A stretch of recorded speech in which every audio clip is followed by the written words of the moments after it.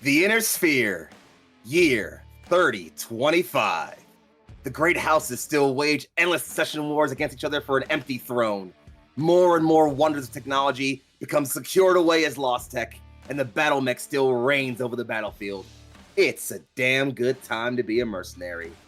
Welcome, ladies, gents, and mech jocks in between and beyond the binary, back to Neon Lights Roleplay, and more specifically, to Blood and Currency, a mech warrior destiny story. On the distant planet of Ventrelle, the mercenaries of Sunburst Legion, those friends you see right in front of you, try to make their way in the 31st century. Before we get started, let's take one quick look over the TO&E. First up, equipping a comm suite powerful enough to boast a command mech quirk, it's Michelle. Hello. Hi, Michelle. Today I will be playing Wayne Dusktreader, our captain? Lieutenant, but still. Lieutenant. The person in charge of this squad. Let's put it that way. I thought you were That's the way gonna you say. could have I put thought you were it. gonna say something much more I was derogatory. gonna actually. Towards this squad, derogatory. Yeah. Affectionately derogatory. Shush. Up next, deflecting away damage thanks to the narrow, low-profile quirk, it's Egg-chan. Yo, I'm Emily or Egg-chan, and I have the joy of playing Hell to Fry, callsign Hound today. Black sheep and don't want to follow orders. Fuck you, boss. We'll see how well that goes today, Yeah. huh? Yeah.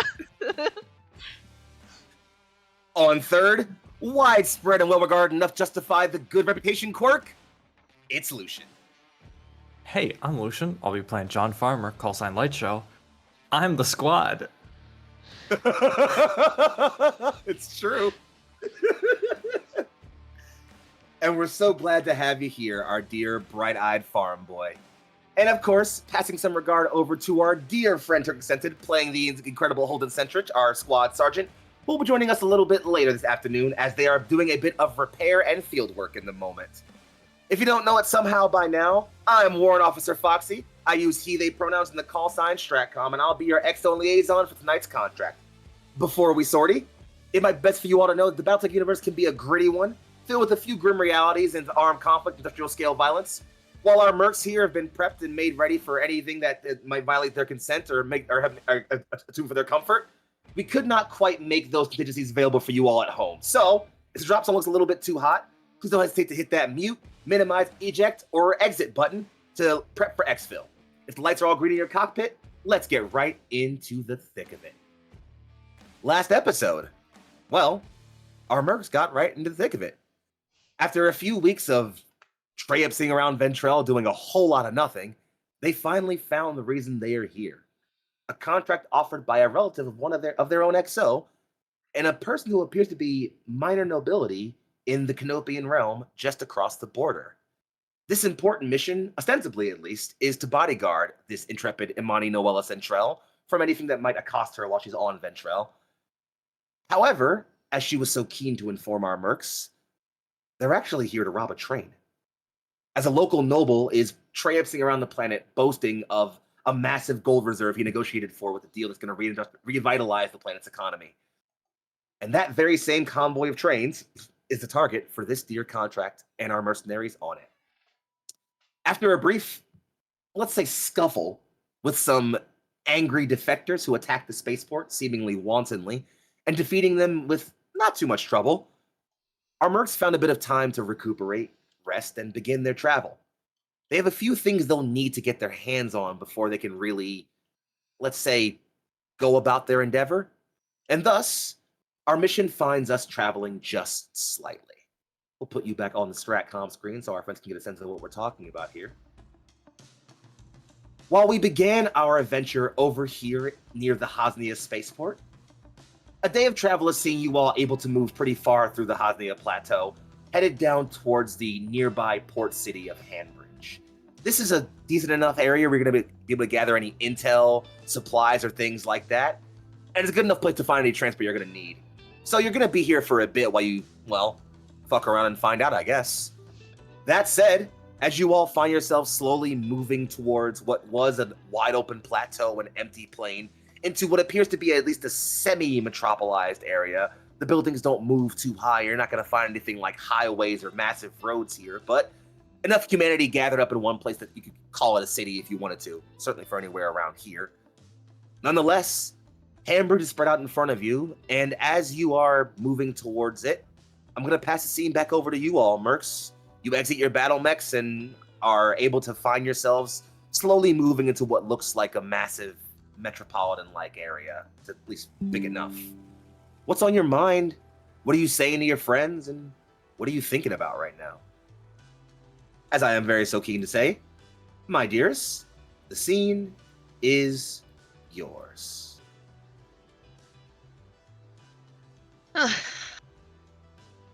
Alright, we've got a couple of things that we need to figure out. Transport. Anyone want to take point on that? How's the city bigger than the last one? There's so many buildings, so many people. Where does all the food come from? Which means that you can ask around for quite a few things. You can find some supplies for our escort mission. Maybe talk to some people about this tour that's going on. You know what I need? I need a map. I'm certain we could all use one. I'm just gonna walk up to the nearest like newspaper stand or equivalent. Well, and I'll even do you the favor of moving you guys' tokens over to the map layer so you can at least justify yourself currently. You're all immediately at least finding yourselves in this area around here known as North Hill. It's kind of the, well, northernmost region around the map, obviously, and is a generalized area you can gather, you know, it's, again, big enough part of the city where there's plenty of shops and supplies around, some stores, some buildings, some housing. It's not a metropolitan hub. It's not like any of the main regions here in the city. It's not like where you're going to find any major industry or things like that. But you can certainly find a newspaper or anything like that if that's something you're looking for.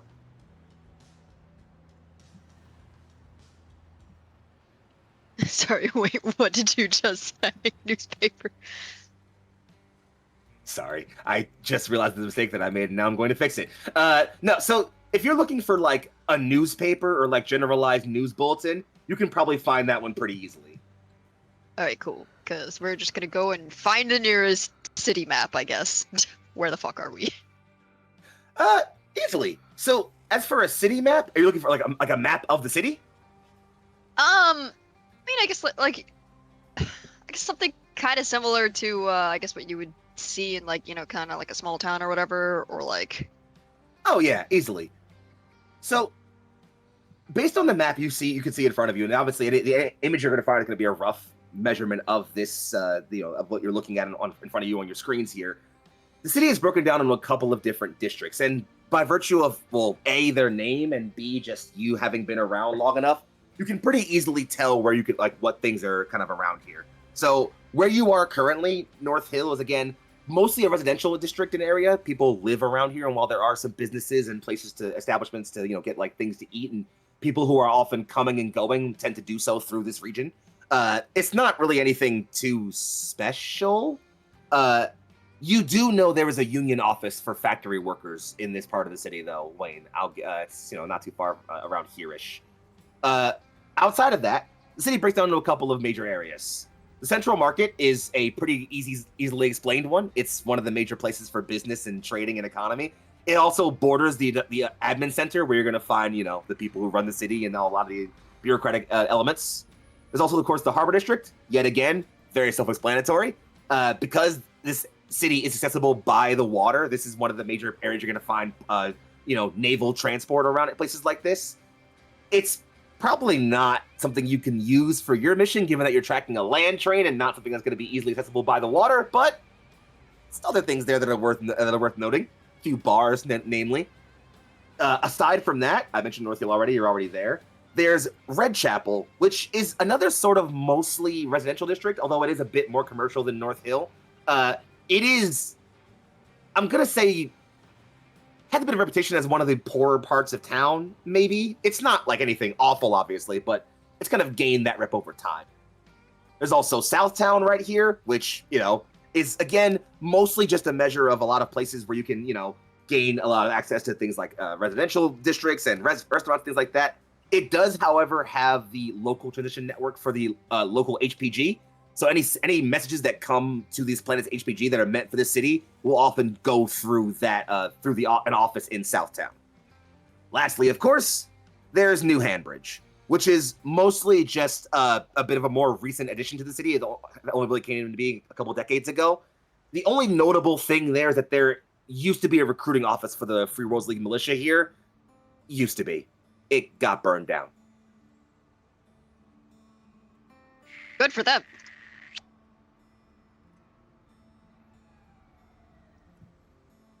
Sorry. Well, now that we know where Wade's political tensions lie.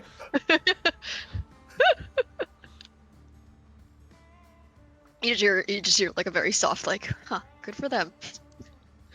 Unapologetic. Imani, who is beside you, is just, I take it you're not fond of House Merrick, then? As they like to say in the Free Worlds League, fuck House Merrick. I understand the nation's built a reputation for, let's say, firm civil disobedience. Yeah, about half the folks will be screaming for House Merrick half the time, and then fuck House Merrick the next breath. I suppose I can admire their patriotic spirit? You don't have to be politically correct. I just find you Just say it military as it types is. vex me is all.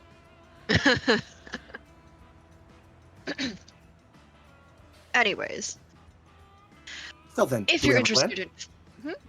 No, please, go ahead. Oh, well, John, if you're interested in food, how about heading over to the Central Market? Maybe you can pick up some supplies on the way? Food?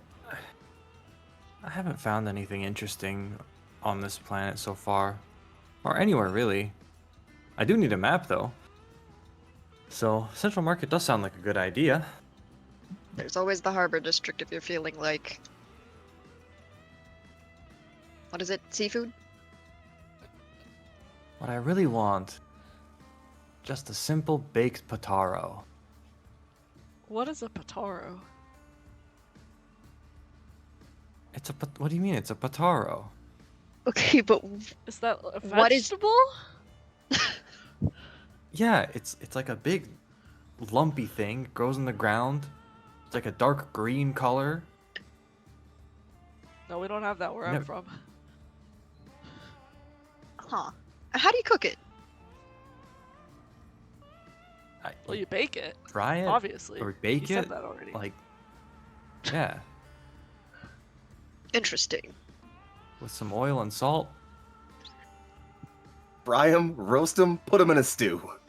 Yeah, exactly. Well, I suppose if you find any, I can try my hand at cooking some.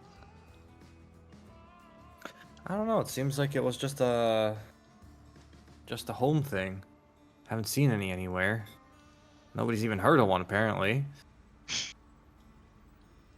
To be fair, I'm not an agriculturalist, so. Wayne doesn't say anything. Alright, so, transport for our lovely lady here. Schedule and, well, let's see if we can figure out where that tour is heading. Yes, that sounds like quite the priority. Well, you do want to see it, so might as well, right? Quite so.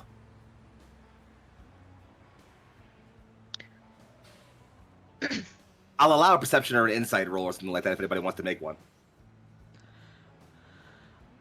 Perception or insight, huh? I think Hell just smiles slyly at Imani for that comment.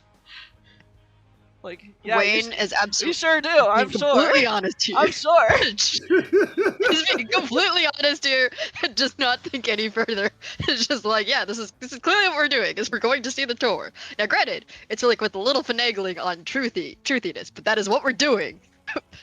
We are Fair enough.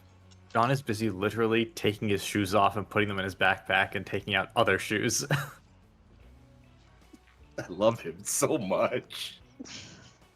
What's up with the outfit change? Oh, I'm off to the market. And you see these shoes he has are like, they've got really big soles for some reason. And he taps them together and he starts to hover and he goes, bye. And he just floats off down the road. No Boy's got crash. hover skates. remember to keep your calm on you.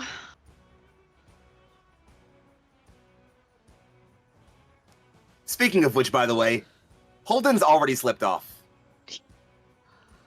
I think Hell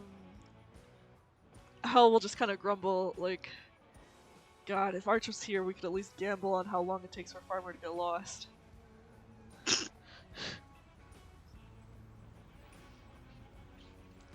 You hear over the comm, guys, they have this really cool bridge over, and then you hear bang. I'm okay.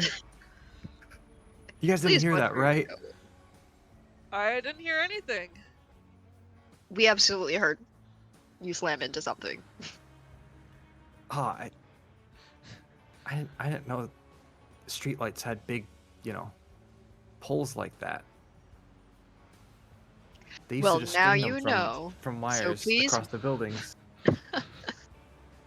Please be careful as you fly. I'll talk to you Alright, later so when I have a map.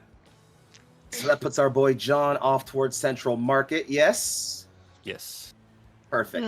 You all should have control of your tokens, by the way. So feel free to move yourselves whenever you decide Sure to do. know where you're headed off to.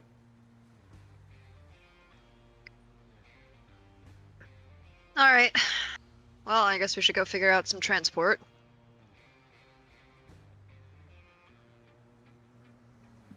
Harbor District or...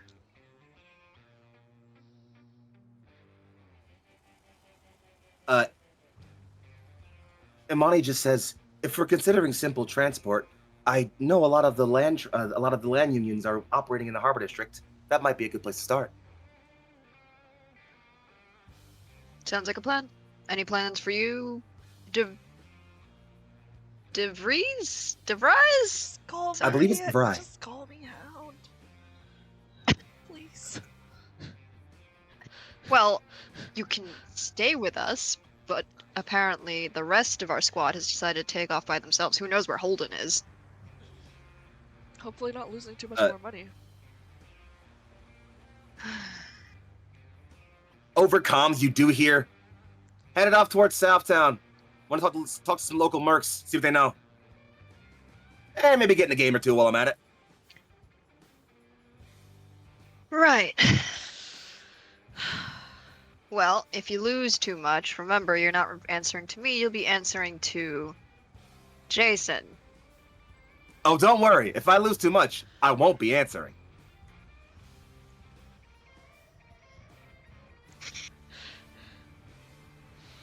Should have made him hand over his wallet. Should have made him hand over his wallet. Well, I would Imani say is we live and giggling we for the learn, but record. clearly he doesn't. So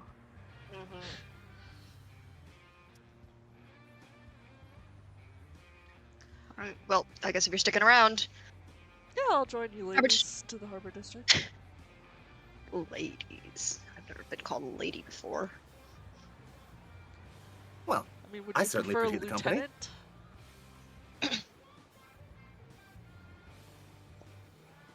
Just Wayne is fine.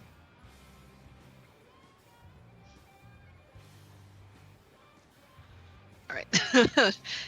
And with that, Wayne's just gonna turn around and walk to the harbor. Not engaging in this conversation. Absolutely not. I might not Molly's be just able to come looking- up with a viable way to mispronounce your name, but I will be a shitter regardless.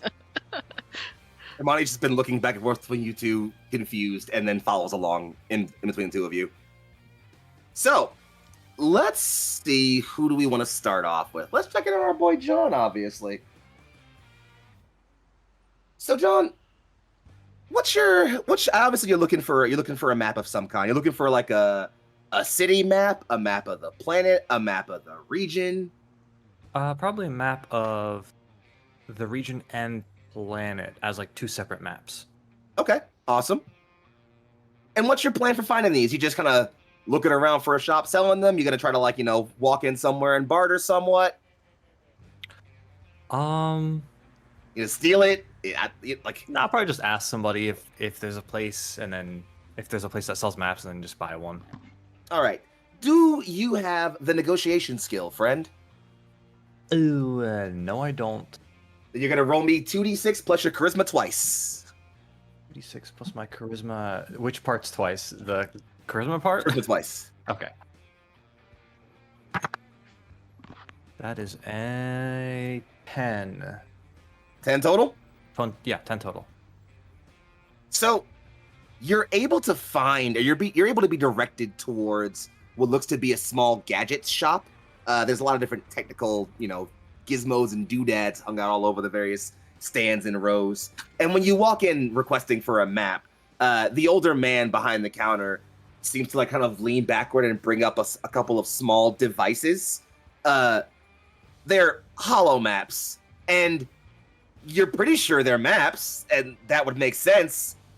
The only trouble is there's a bunch of button readouts on them that have words, and, well, you and words have a sordid history, shall we say. These are fine for, one of these is the planetary map, right? Points to one of them in the middle. Do you have, a paper regional map? Like a folding one, it folds down and fits into a pocket. And then when you're on a hike, you can pull it out, unfold it to see where you are, where you're going. Kid, don't let the kind of person who hikes anywhere.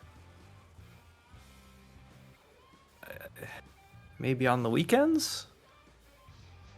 You want a cartographer shop. I ain't that. Oh, is there a cartographer shop nearby? I ain't a map finder either. You want the hollow map or not? Yeah. Yeah, I do want the hollow map. Perfect. 140 C-bills. And over the comic book. Guys, how many C-bills do I have? I don't know. Check your damn wallet. I feel like Right. Wayne knows. Wayne absolutely just tracks this kind of shit for him. How much does he have? John easily has a good 160, 170 on him. All right. I'm gonna even that out and say you currently have 165. Ah, okay. Yeah, here you go. And he'll pull out his wallet and hand over the bills. John, you hand over an amount of bills, and he takes it, thumbs through them real quick, and goes, "You're short 15. What? And John will hand over the rest of his bills. He takes them, counts. We're square, thanks. Have a good one. And Wayne's. Did you leave the comm on? Oh, he absolutely forgot. Yeah. Oh yeah. Wait. You're gonna hear it here. Tap. Hand it over. The comm. Hey, mister, my lieutenant wants to talk to you. You're And what? Huh? You're military? Something like that. He takes the device. Hello? This is Lieutenant Wayne Dusktreader. I would appreciate it if you didn't try and, well, I can finish the sentence. He goes, all right. I'm not here to make any big fusses like that. And he'll kind of hand a couple of C-bills back to John. Wayne, do you have an intimidation skill or anything like that? I've got streetwise and leadership. I'll take a streetwise here. All right. We'll see how the dice like me. Ooh, that is 11 plus 5. 16. Beats the 15 I rolled. And like he puts a few bills down. John, you see him kind of think for a minute, and then put a few more down and fold up what clearly was actually 140C bills and put them into his register. Slightly press forward the hollow map, take the other two, and just like, you have a good day. And Lieutenant, maybe teach your soldiers to count. Thank you. And hands the comm back. Thank you. Gaslight. That's crazy, dude. John will put the rest of the bills in his wallet. He'll pick up the projector, put comm back in, and go, thank you very much. I guess I'll ask around for a cartographer shop. Yeah, good luck, kid.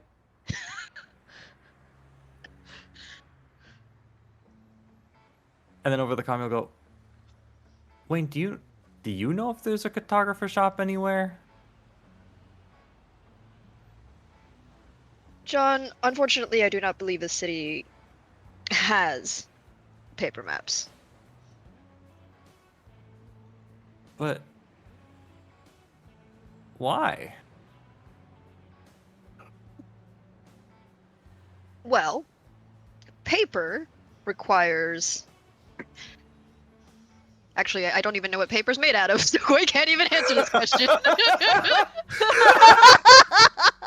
Well, I think Wade's just gonna be like, well, as far as I know, I don't think planets like these tend to have paper maps. I don't know why. You could ask Hell. Maybe. I have to ask myself an important question about an NPC right now. Give me a minute. Okay, got it. Anyway. John, you are still in the central market, so you could just give me like a perception roll to see if you can find a shop that might be selling paper maps of the region. Hell yeah. Can I use my good vision? You absolutely can use your good vision here, gang. Phenomenal. All right. I got a +1 to my perception. What you got for me? Ooh, that's actually, you don't need to get a super good roll to beat this. Let's see. That's going to be a... Hold on. Wait, I'm doing math. That's a 10. A 10 does beat what I was looking for. So, you are able to find a shop that's apparently like... It's honestly less of a cartographer shop, more of like a travel supplies shop, almost like a hiking store, funnily enough. And so in there you are able to find like mostly maps of like local mountain ranges and like some of the areas around. But it does spread, and you are able to, if you're looking for like a map of this region, you can find one. You're honestly probably able to find maps of other regions on the planet too, pretty easily without too much trouble. But they are, again, more like topographical maps than they are like, here's how you get from point A to point B. So like you would have to actually, look at the map and triangulate a good way to get from where you're going to where you want to get. But they give you all the terrain detail you need, no question. I would like to remind you that you have 25 C-bills left. If you need more, mark down the location and I'll get to you. Just, you can't see it, but Wayne is absolutely pinching the bridge of her nose and just sighing over the comms right now. 25 C-bills. Understood. Thankfully, John, you do not in fact need more. Turns out, on a planet that's relatively this covered in forest and trees, paper is not a thing that's super hard to get your hands on. So yeah, you can actually find paper maps pretty cheaply. And given that a C-bill is the equivalent of about, I believe by modern currency, about $8 or $9, you can find some maps pretty cheap. They're like a C-bill. So what you're saying is that John absolutely got ripped off with the previous. Yes, he 100% got fleeced. Phenomenal. Well, while you figure your mapping out, John, let's slide back over and check on our other friends here. So, Hell and Wayne, you with Amani make your way into the Harbor District, obviously, and find yourselves, well, suddenly suffused with the smell of salt water and the sounds of occasional industry here and around you as large tugs and massive cargo ships appear to be working their way in and out of docking ramps. And while this is certainly not any equivalent of any, like, modern port on Earth in terms of size, for a planet like this is definitely a pretty industrious area you found. And it's not just docks, obviously. There are plenty of places you can find places to rest, taverns, bars, places where workers and sailors and other people who are coming and going would come to get food, rest, supplies, things like that. Where are you headed? What's the game plan?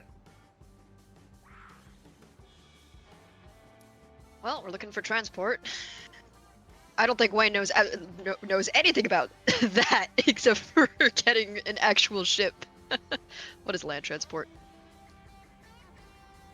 Well, What were they? Wayne is still struggling with your name. I said you could just call me Hound. Right. Any ideas on where we can find transport? Out of character, I totally blanked on the options that we were presented with.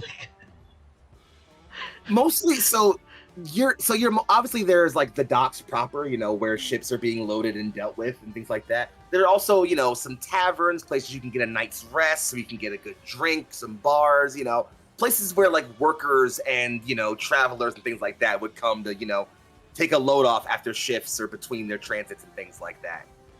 Okay.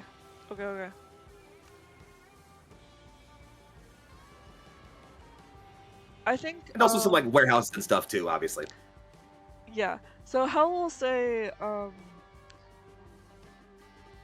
I mean, a bar's always a good place to get a pulse in place. You do have a point.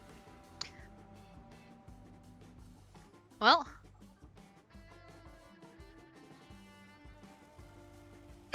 Imani, for her part, I don't believe I've ever been in a bar.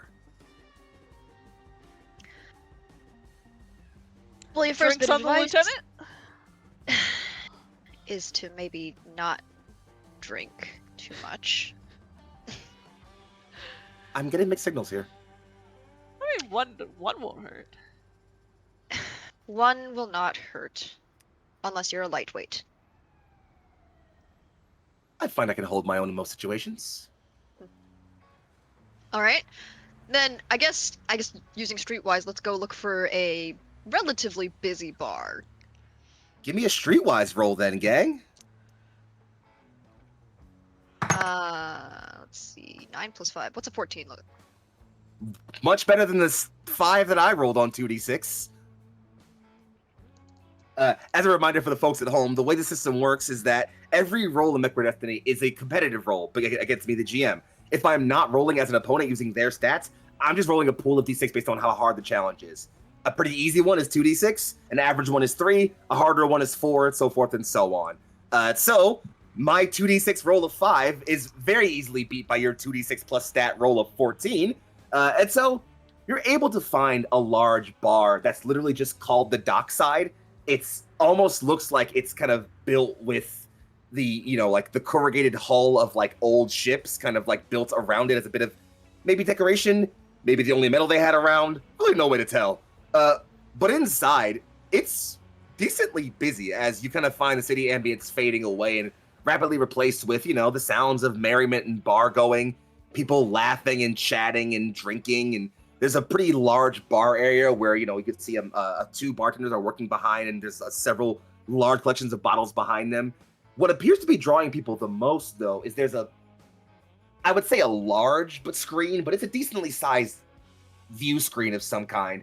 And the video on it is a bit blurry and sketchy here, but it does appear, whatever it is, it appears to have drawn most of the crowd in this bar, as there's plenty of folks circling around. They're raising drinks and cheering and yelling about something. 2 of them seem like they're arguing about something maybe back there. Whatever's on, they're enjoying the hell out of it. Fair enough.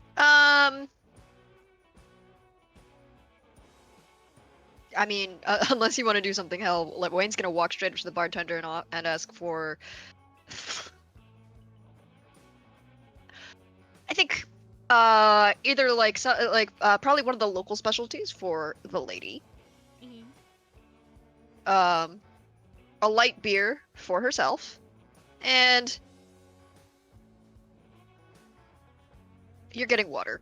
The nerve. It's a joke. It's a joke. I think absolutely she's absolutely going to serve you a cut. Like it's like, get her a water first, but after that you can give her a light beer. Thank you. but like the first mug you get is absolutely like just a plain old glass of water. Gonna make a face like it was bitter. The bartender, for their part, comes back and just goes, 2 light beer for the hardened military folk, and a fine, and she goes, and a fine local specialty for the lady. You keep a good date, she says, looking at you, Wayne.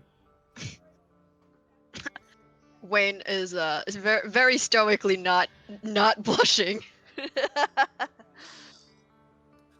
Imani is not so stoically very much blushing. Hell is gonna kick Wayne under the table. Just gonna remain a little stone-faced. It's like, well, it's a lady's first time in such an establishment.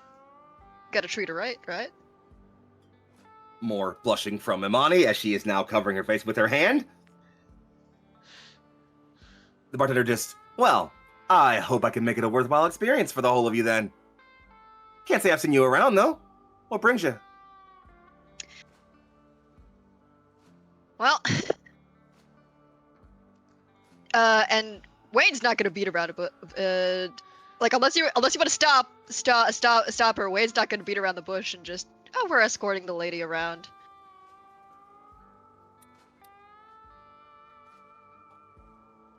The bartender looks around and just kind of like, oh, she must be important.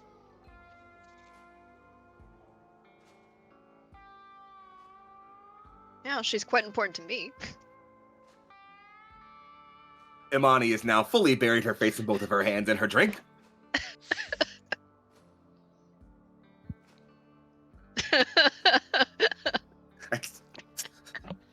I don't know what to say, gang. He's got the moves. What do you want me to say? I can't keep a straight face. I'm sorry. He's got the moves. What do you want me to say? I can't keep Is this a straight Riz chat?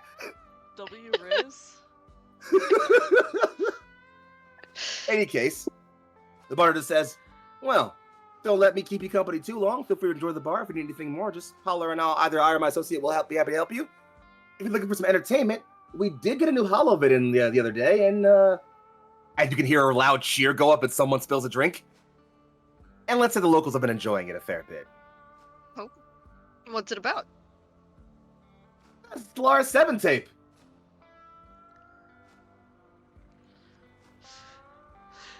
We don't get any of the recent circuits around here, but Side eye and just continue drinking. we don't. Wayne is going to pretend they didn't hear that. The bartender to you is just, we don't really get any of the recent circuits around here. So, you know, every now and then, whenever the HPG happens to scan us over a local copy from a league a couple of things back, we check it out. I think as far as chronology goes, we're somewhere in 3019? 3016. There, 3016. That's too long ago. Right. Give me a tournament name.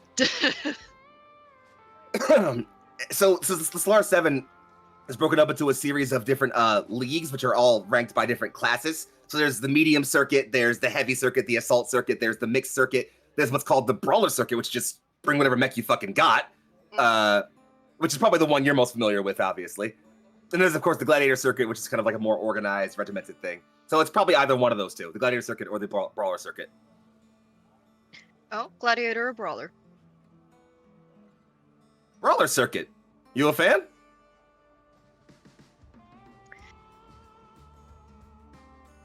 You could say that.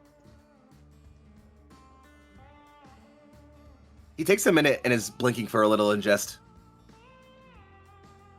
You know, I said I didn't see you around here before, but for some reason I'm getting the weirdest deja vu. Huh.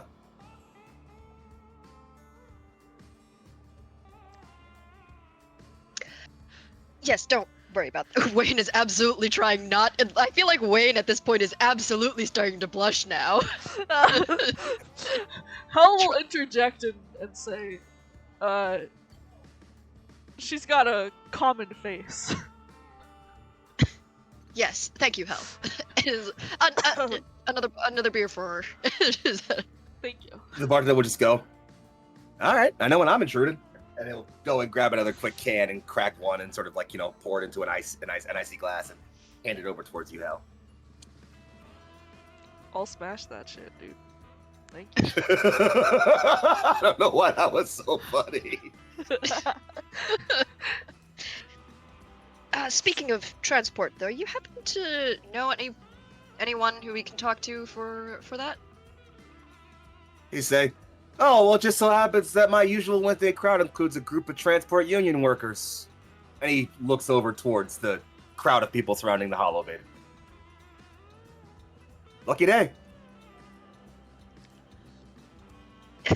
It is, in fact, my lucky day. I know, and you I was like, I know you usually say that luck is a skill in a fight, but I was not expecting this. You just like hear this like low mutter. There's a bit of a chuckle, and from between her hands, just, you seem flustered, Lieutenant. Are you well? I'm really hoping it's not the more recent circuit, because that would be, well... I mean, think of it this way, right? If it's the more recent circuit, you know who wins. We could probably win some bets here pretty easily.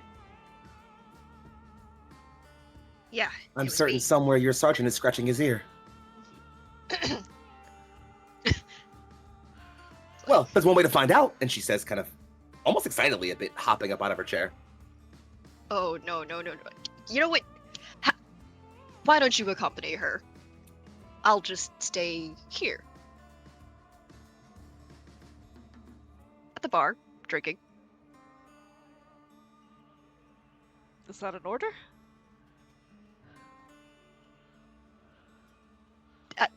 No, just do what you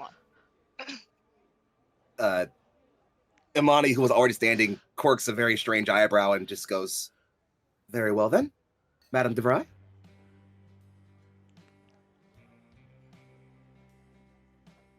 What is her last name? Noelle? No- Centrella? Mhm. Madame Mhm. Noelle Centrella?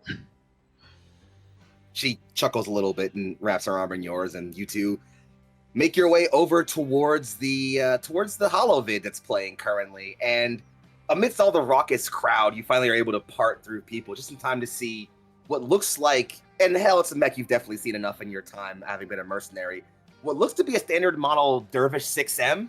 You can tell by the squat sort of figure it is, with its two large LRM-10 racks on each of its sort of like torso mounts, and then the smaller missile mounts in one of its arms. Appears to be leaping back on its jump jets and firing off missiles. It looks like this Dervish has almost converted its long-range missiles on its chest over into a bulk packs of SRM-6s instead, as more missiles fire out, but they kind of fall away into the distance. And while you can't really see what it's firing at amongst the crowd, the Dervish leaps off on jets again and then lands and makes some sort of lit-out fire from its medium lasers and SRM-2s in its hands. And some of the crowd's like, look at that, it's got him on the ropes, hell yeah! Dust picks up and the Dervish lands on his crowd. A crackling bolt of lightning sears out and catches it right on the shoulder. It reels backwards. Another one smacks into it from its torso, and a third hits in the center, and it crumples over, falls onto one arm, which doesn't really have hands. So when one more bolt catches out and snatches the right arm away at the elbow, it collapses, smashing into the ground, and a horn goes off. And that's the round! And there are people screaming and cheering. Money's being passed around. Drinks are being yelled at. Two guys start fighting off in the corner over there. Nobody seems to care.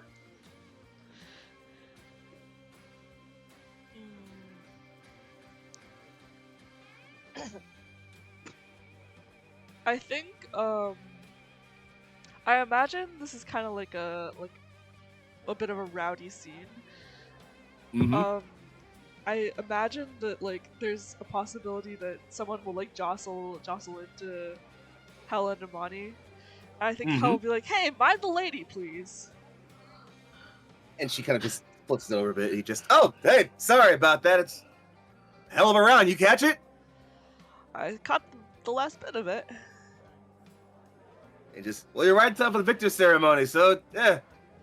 And true to form, the camera kind of pans over as smoke parts, and slowly lumbering out of the smoke and clouds is a massive 80-ton awesome 8Q. Its 3 PPC barrels still glowing with that blue lightning effect. Let's hear it for our victor! It's the unknown terror, House Merrick's monster, Wayne Dusktreader! And the crowd is losing their fucking minds. The cockpit hatch pops open, a figure steps out, removes the neuro helmet, and is immediately very familiar to you. Well, I mean, the name was also familiar now. Fair enough. Hal will mutter to Imani, like, low. It's a good thing Wayne didn't come over here. It would explain her hesitance, certainly. It's a fitting look for her. Yeah, I don't think she likes all the attention, though. So it would seem. Understandable. I suppose that's something you could understand. Yes, we don't all ask for our burdens, or the spotlights it often places on us. Such is life in the inner sphere, however.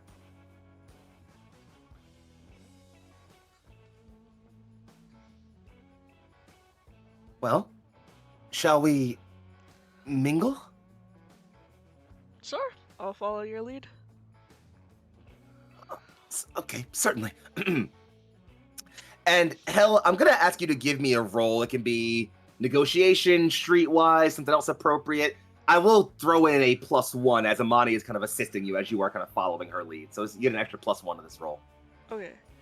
I'll go streetwise here. You got it. 6 + 1 + 4, that's 11? That beats my 8 pretty easily, even on 3d6. Well done. Nice.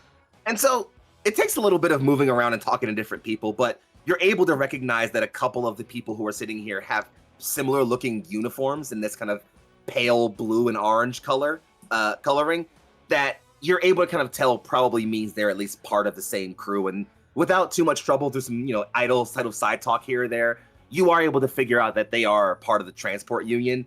And the way that their setup tends to work is that, well, they're individualized. Each crew, each craft takes their own contracts for what they transport and where. The union, however, kind of negotiates larger bulk deals. So an individual union member could go to any city and say, hey, if someone wants me to transport something from here to Borealis or some other city, let me know. I can take a contract for that. But the union can also say, hey, we need 12 large craft to take 20 million tons of grain from this place to that place. And so you can easily talk around and negotiate and find an individual crew who, if they have a big enough vehicle that can handle a Battlemech and the appropriate, logistics and supply, could probably move you guys around without pretty easily. Okay.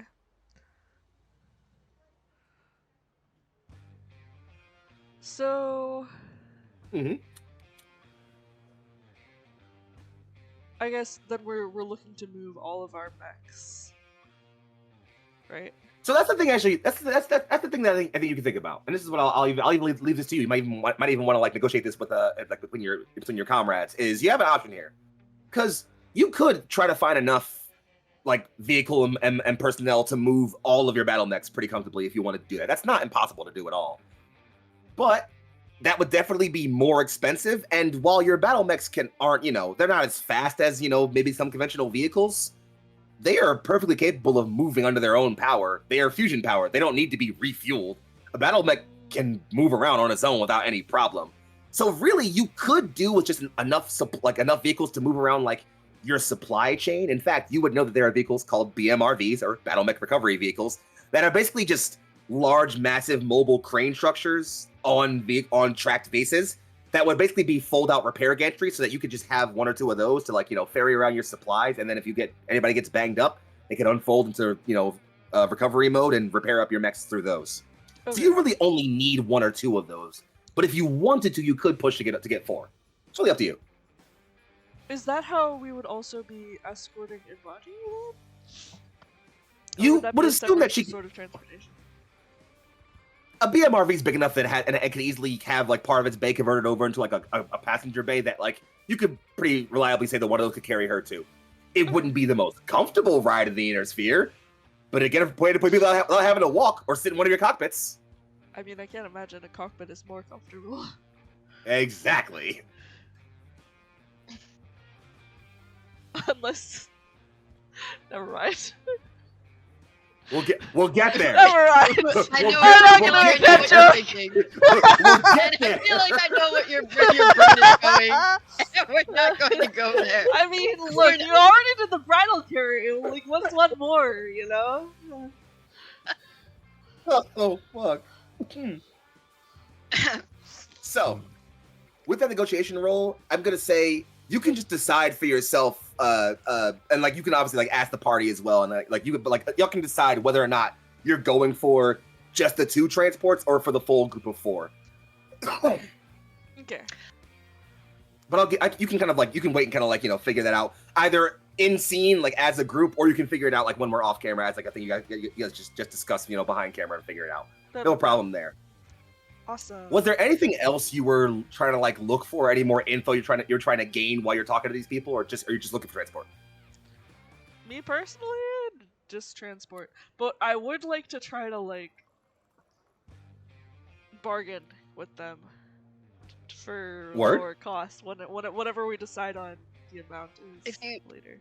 I will say this: if you'd like some assistance, I do have the positive trait good reputation. Oh, I was gonna go for intimidation, so I feel like that's counter to good reputation. That's fair. I'm just saying you're in a bar full of people who apparently know my. True! Oh my god, wait, that's so true. Wait, you have clout out the wazoo right now. You sure do, gang. I'm just also sitting at the bar, going like trying not to be noticed. So if you want to grab my attention, I don't want to like throw you under the bus like that, you know? Like, I feel like Hell does like getting on your nerves, but I don't think Hell wants to be like on your bad side, you know? Reason? I'll be fine with it. Otherwise, I'll be chatting up the bartenders. Yeah, you can come grab me if you want. I think in that case, Hell and Imani will drift back over to the bar to catch you then. And you have intel with you, like because I assume you were able to hey, let's negotiate over here. So you bring with you a pair of transport union workers. Just a scruffy pair of, looks like they're maybe twins, honestly, kind of like younger males, maybe in like their late 20s. Matching kind of buzz cuts of blonde and just, standard scraggy blue collar worker looking guys. And they, make their way on behind you. And as they move over, they're just like, all right, which one of these ones is your commanding officer? You may have heard of her before. They turn over and as... Sorry, go ahead, please. I think it's fitting that their reaction might cut off the introduction a little bit. They turn over and seem like they almost want to go do like a uniform thing. They practice of like, Malcolm and Mason, sorry, what? You're down. But, wait, how are... If you want our business, shut the fuck up. The younger, or the smaller of the two literally just... Mason and Malcolm trains them. Pleasure to meet you. Good to meet you. It's an honor. It's a pleasure. It's certainly. What can we do for you? We're looking for transport. Certainly. We're your guys. Where you headed? What's the haul? Well, got a squad of 4 mechs for escorting this lady over here. Just making a nod over towards She's pretty. Shut up, idiot. She is, isn't she? Imani is blushing yet again. What? I'm not. I'm just calling it how it is. She's a pretty lady. Yeah. Which means, of course, to put it out there, we might get into some fights. So the like Wayne's not going to sugarcoat it. Like, we are 4 mechs escorting a semi-important lady as bodyguards. So. Well, we got a pair of BMRVs we can offer to you. Can't transport a full lance, but if you really want all 4 transported, we could see about grabbing another pair of workers we know. I believe two should suffice, unless you think 4 would be, perhaps. I'll take the 2 of your opinions into account. You know transport Imani, best? The taller one who you're recognizing is Malcolm of the Malcolm and Mason duo. It's just, well, if you need me to just carry around your cargo and supplies, the 2 of us can handle that just fine, no problem. Also means we ain't splitting shares for the job. But if you're going particularly far, which might be hard on a rock this small, I don't see why we couldn't grab 2 more. Yeah, and Mason, the smaller one, just, yeah, no, I think 2 of us can handle this with no problem, frankly. I'm not gonna check that. I'm not gonna check. You want to do anything else? Alright, I'll shut up. No, I mean, are we going far? That's the thing. You don't really know yet. Oh. Yeah, we don't. How about this?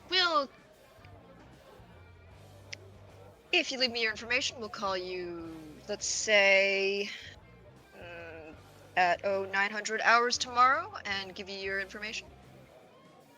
Mason digs into his kind of like overall pocket, pulls out a business card, and slides it over. Take it. He just like, so we'll be in touch with the job then? Yeah, just don't You go two blabbing. definitely. Looks over at Malcolm. Malcolm looks back over. Thank you for your patronage. We'll be in touch. They Just- turn away and... Sorry, go ahead, please. Just don't mention it was me. It's a little. Don't want to get swamped. You have our discretion, Captain, Lieutenant, Commander. Absolutely. It's Lieutenant. Thank you. Got it. Absolutely. Of course. And they're like, we'll be on our way. Thank you for your time. And we assure you will have our utmost professionalism and detailed focus on our task. Thank you. And they turn and just immediately, as soon as they turn away, yes, yes, yes, yes, yes, yes, yes. And then start walking away. Okay, that just made me lose a lot of confidence, actually. These guys are great as fuck. It's giving like first day on the job, bro. What the fuck? Listen, okay, imagine you just watched fucking like Marvel Spider-Man, and then you turn around and fucking Tobey Maguire is like, yo, you might drive me to the airport real quick? You might be a little bit hype. Like you mean? Yeah, but like, like, that might be a big deal. Go be hype in the privacy of your home or something. Like, not like where we can see your ass. Like, come on, keep it cool, man. Can't argue with that. Well, was That's there anything else y'all were looking for while you were here? How about some information on the tour? I'm gonna pick the brain of the bartender, and hope that they didn't. Maybe it's probably too late for them to not hear the to have heard that conversation. Oh yeah, you turn over and the bartender has been like pouring a drink incredibly slowly for the past several minutes and like looking over his shoulder for a bit, and just, you weren't lying. You're headed somewhere awful important, huh? Well, that's the thing. We're not quite sure of the schedule yet. Oh. Free round for the details? Yeah. I heard. What's his name? Somebody's going on a tour or whatever. The Lady Baron, wants to go check Charles it out.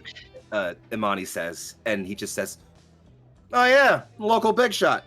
It's been blabbing awful about it. Was in this city not so long ago. Big old festival, lots of fanfare, a couple of huge trains full of gold. Huh.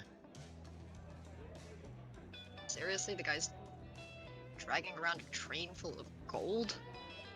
Yeah, something about some industry deal. From what I hear, he talked to some bigwigs over deeper into the league. Some arms dealer at some bank, meant to revitalize our industry. There's a pair of random old mech factories on planet. They just make spare parts, but they've been out of commission since I don't even know how long. But according to him, all that extra money's gonna get those things back operational and get some of these factory workers some damn good jobs. Which I hear they aren't complaining about. I wouldn't complain about that either. The rich do know how to That's profit, assuming they though. know how to operate those things. Yeah, well, he's a bit tight-lipped about that, so I couldn't give you any details. All I know is he's supposed to hit every major city on the planet, showing off this fancy train full of gold he is, a new reserve currency for our industriously flourishing economy. Wayne absolutely has the same kind of deadpan look on her face right now. It's Oh, like, you aren't the only one. and it's just like, well, any idea where they're heading next? Apparently. Well, last I heard, they hit Borealis after they hit here. That's the capital. Figured they were going to probably hang out there for a little bit and then probably ended up heading either east or south. It's only really a couple of major cities on a planet like this. Counting this one right here, there's also Kenton and Resmal. I think they started out in the east, so probably headed south would be my guess. Fair enough. Are you sure you have to go watch his speech? Imani, yes, it's critically important that I'm there and present for the speech. The Baron has been urgently requesting my presence. Well, it'd Guess be that's great if you actually kept a schedule. You know how it is, and Yes, operational security and all of that. I assume his schedule will be a bit too personal to know. From what I understand, he's a military type. and Bartender Wayne's just goes, ah yeah, mech warrior right here. You know, those types. Intimately. Wayne's just like,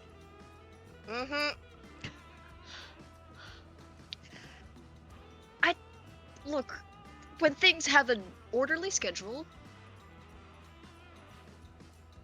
it flows a little bit more smoothly.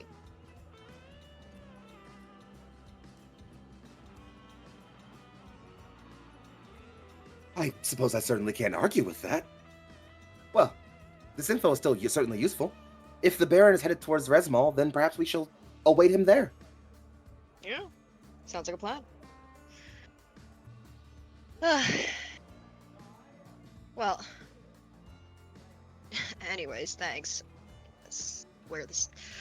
I feel like Wayne at this point is just grumbling about I think more really about petty,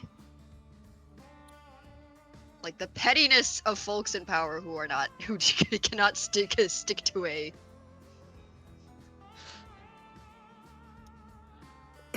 Nope. I think you're finding that your contract is, well, not verbally agreeing, is slowly nodding to herself a bit. Yeah. It's number of times where someone has just decided to drop what they're doing and go find the new fanciful thing. Ugh. It's shiny. I mean, All right. will be shiny.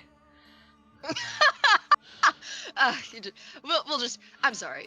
I'm not being particularly amenable. Does Wayne even know the word amenable? I'm not being particularly pleasant right now.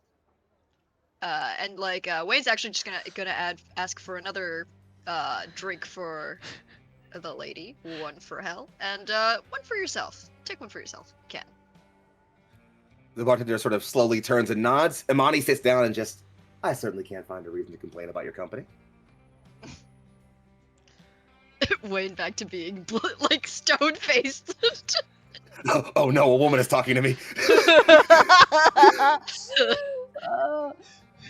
Nonetheless, as the bartender is preparing some drinks, I'm gonna throw an opportunity at my party here, and Lucian, this includes you here. Does anyone want to spend a plot point to gain a bit of extra info?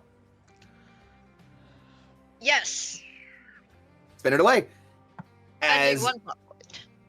As the bartender slowly turns around, and you'll see that he kind of looks like he's considering some things for a few moments, looking back at you for a bit while making his drinks. And as he comes back with another round of local specials and a light beer for yourself, passes them down and just, well, not that I know exactly what your goal is for finding the Baron, but if you're looking for some information that isn't easy to get, there might be some people in town who could help.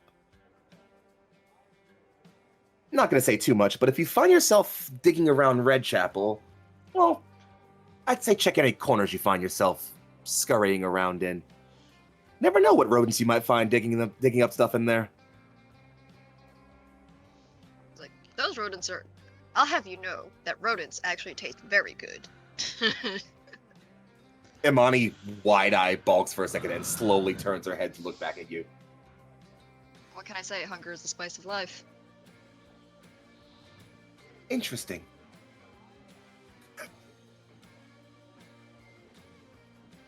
Our lieutenant is made of grit.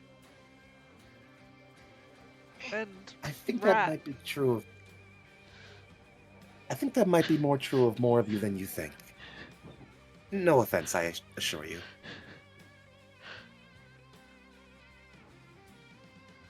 None taken. Well, in that case, I want to briefly separate from this scene for a moment as you're able to kind of finish your drinks and make any way you want to head to afterwards, obviously. Boy John, boy farmer. That's me. You've been digging around Central Market for a while, I imagine, having found yourself some maps, and you find what looks to be, well, it's honestly just like, as you're moving through the market, you find, for lack of a better term, a farmer's market. It seems like some of the local agriculturalists from the area that have brought over some crops and various goods and supplies to be sold. And you find one farmer that appears to have parked a small truck just, on the side of the road here. And it's kind of opened up his side panel and has several large bags of what look like large brown spuds.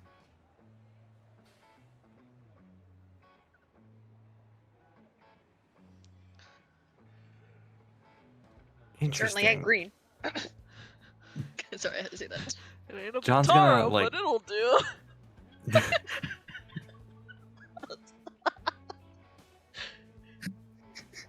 Excuse me. What are those? You ain't ever seen a potato, kid? A potato with a T? That's the way they spell it.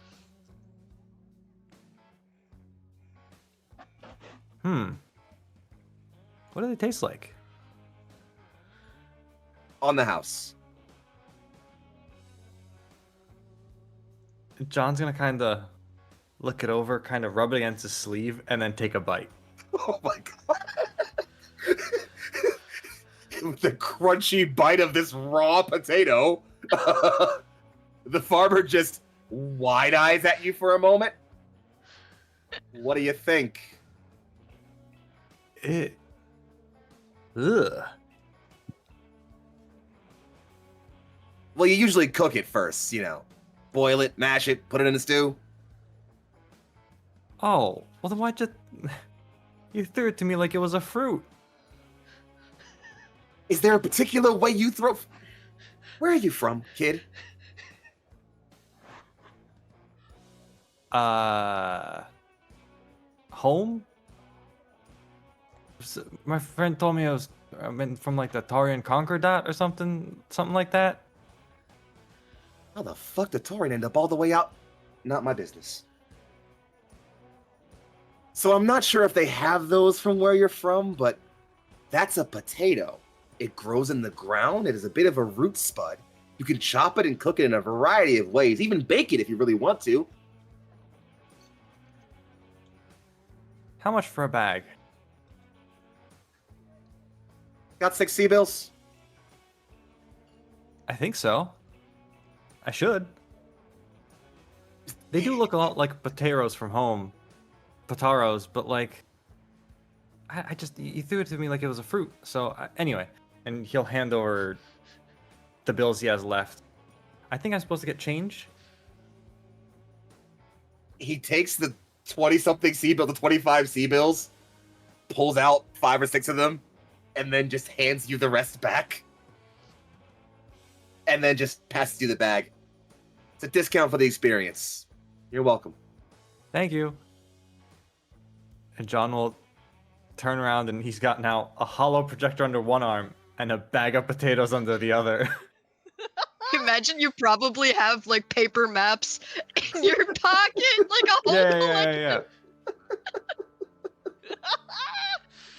Lucian, take a plot boy. Thank you.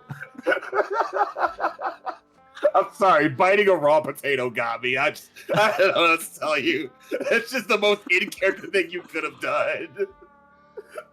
Oh. Listen, when you're thrown one of something and said and told take one, it's on the house, it's like, I'm assuming you want me to try it right now. Oh, that's incredible. Not wrong. Not wrong. Oh man, that's so funny. Well, John, you can part with your bag of potatoes and your hollow map and your not so hollow map. Is there anything else you're looking to gather or investigate while you're here, friend? Yeah, ooh.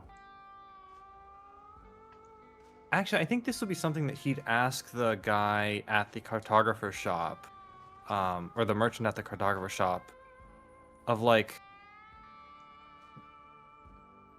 basically, you know, new to this planet, I hear there's this train going around with a bunch of gold. Is there any way, like, do you know, what are the, does a train travel on, like, a railroad or something? Like, how does it get around? Can you like draw it on the map I have? And yeah, no, I think pretty reliably the cartographer will, especially as you seem like you aren't sure how these things operate, it tell you that like the land trains operate on massive track systems. They're much more like tracked vehicles than trains. They're just called land trains because of their size and how they tend to operate. And he can easily show you that like on the map there are places where like clearly the mountains separate into really even valleys and places like that. In fact, it's even, you know, easily, I'll even put you briefly back on the Stratcom map so you can get a look at it. Just looking at the map, honestly, you can kind of pretty easily tell that like a lot of these lowlands and like places like these savannas and valleys are going to be places where vehicles like that are going to be able to more easily move. And so you wager that like, again, like getting from Hanbridge to, like, he'll even show you like the kind of the route that it took from Hanbridge to Borealis, where kind of, again, gently kind of moved around this mountain range here. In fact, the cartographer will even tell you as a bit of a thing, you'll notice that one of your maps that is marked with this area here has a bit of a kind of like slightly shaded region up and around this area.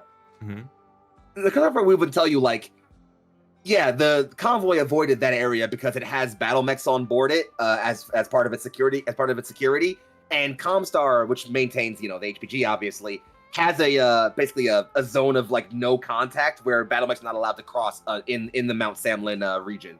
So there are no Battlemechs allowed up, you know, that far in the mountains. And so while they could have just like kind of kept, you know, curving around the edge of the mountain range here, they kind of went this way instead to kind of avoid that range. Gotcha. And I think, you know, you don't have to do it right now, obviously, but I think, you know, if you want some time to like sit with the maps and look at them, I think with a good like survival or navigation check or something like that, you could probably pretty reasonably figure out what kind of routes that the convoy would probably want to take looking at the regional maps you got. Because again, they're topographical. They've got good detail on like the terrain and the features of various areas. So you can kind of tell like, okay, tracked vehicles wouldn't want to go through this heavily forested region or this mountainous region. So you could probably, with some time and a good survival check or two, figure out some good routes for the convoy. All right, sounds good. Anything else you want to look into, or do you want to start seeing about regrouping with your gang? You'll probably pick up like some kind of street food snack on the way? There's a local small species of lizard that some people tend to put on a stick and fry. Tasty, Cool. salty, but tasty. A little stringy, you know. John will pick up a lizard, you know? Why not? Have yourself a lizard. Yeah. They put a bit of a they run a very small pepper that they kind of that they broil. They skewer that on the tail after they fry it. So you got a little pepper at the end and at the tail.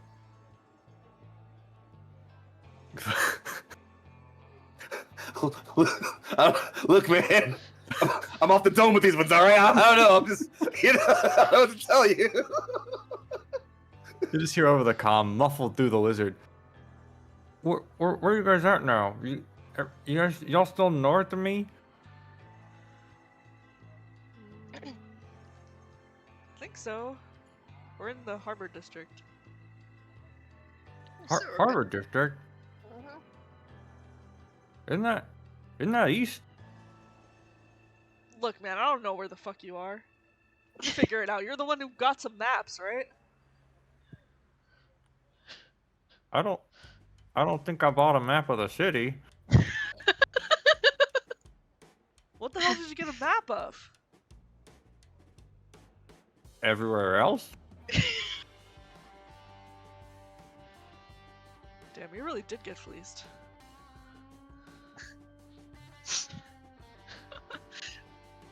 Wayne's is nothing. So where are we meeting then?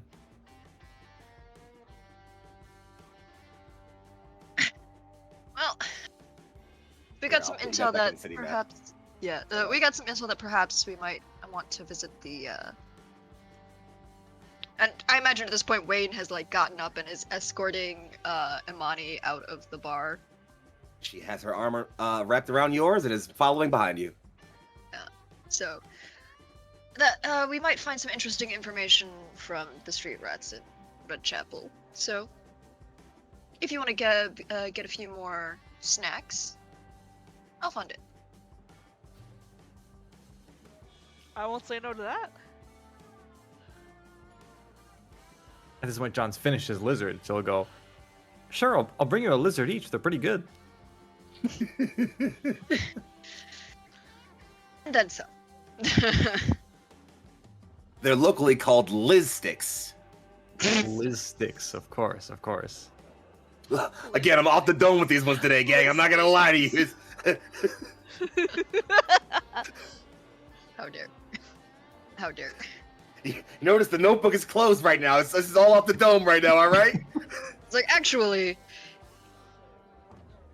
I'll meet you at Central Market. There's some things I want to buy before we go visit Red Chapel. Stay where you are. We'll come find you. Works for me. I'm gonna get me another Liz stick. I just feel like when you like get lost as a child at the fair and you're just supposed to like stay in one place.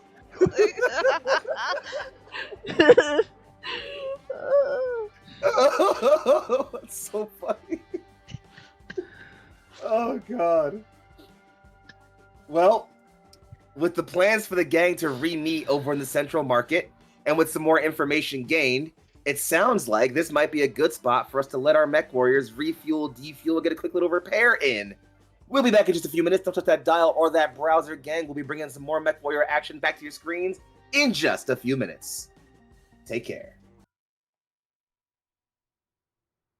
And we return to the busy ambience of the city of Hanbridge as the Sunburst Legion reconvenes, having gained intel and vital transports.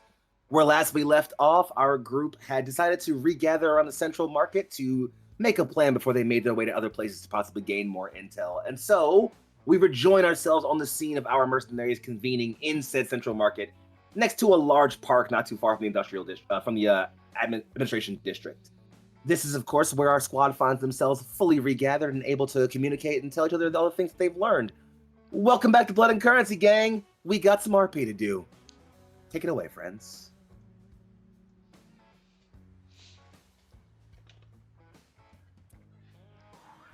Well, I think first person to have been there, and now obviously chewing on a Liz stick would be Arch.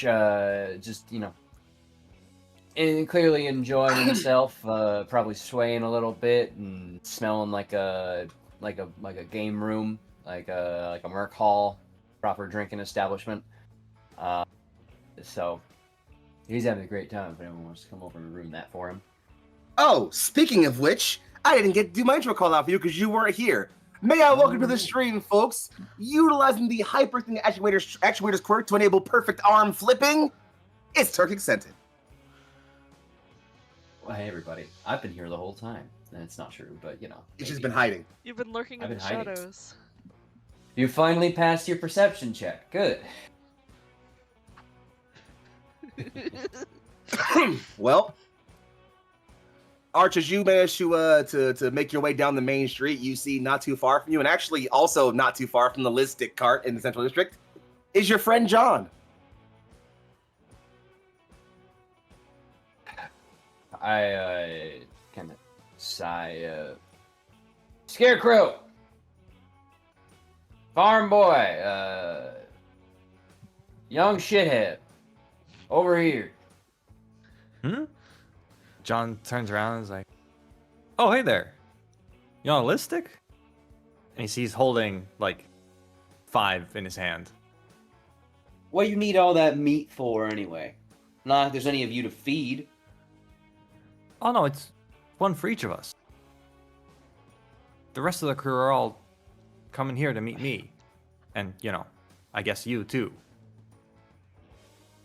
Kid, at some point you're gonna have to realize pilots have got to feed themselves. We're not baby birds out here. So you don't want a Liz stick? Of course I want a Liz stick, and I take one.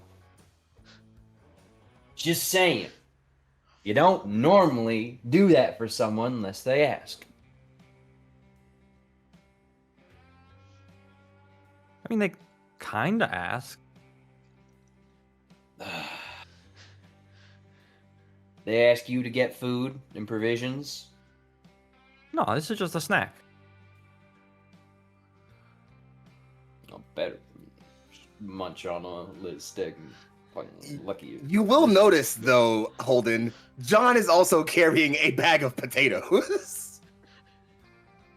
Just kind of like takes a bite, like, why you got potatoes? Oh, you know what they are? They're potatoes. How do you normally cook potatoes? I don't cook.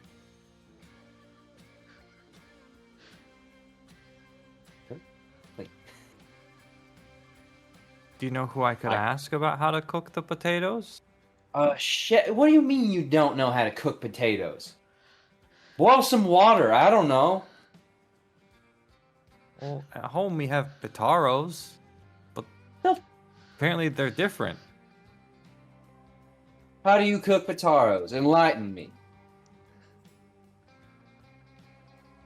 Well, normally you wrap them in foil and you chuck them at the edge of the fire for a while until, the fire's died down. You do the same thing? So they're just potatoes. The fact that your planet achieved interstellar travel. Space travel as the fact that you are continuing to breathe the same air as me perplexes me sometimes. Why are you getting so mad about potatoes? Did you lose at gambling or something? Never lose at gambling. I have rough patches that are bound to end at any point now, and I was having a lovely little time to myself, thinking about my financial situation, how I might rectify it, but now I see you probably lost most of your money buying potatoes. Because for some reason you didn't recognize that a color differentiation does not necessitate entirely new classification. Oh no, the potatoes are really cheap. I spent most of my money on this, and pulls out like the hollow projector from under his arm. It's a hollow map. You didn't think our... How much did you spend on this? How much was most of your money? I think it was 100, Huh? 160. No, it was What? 100, 120. Huh?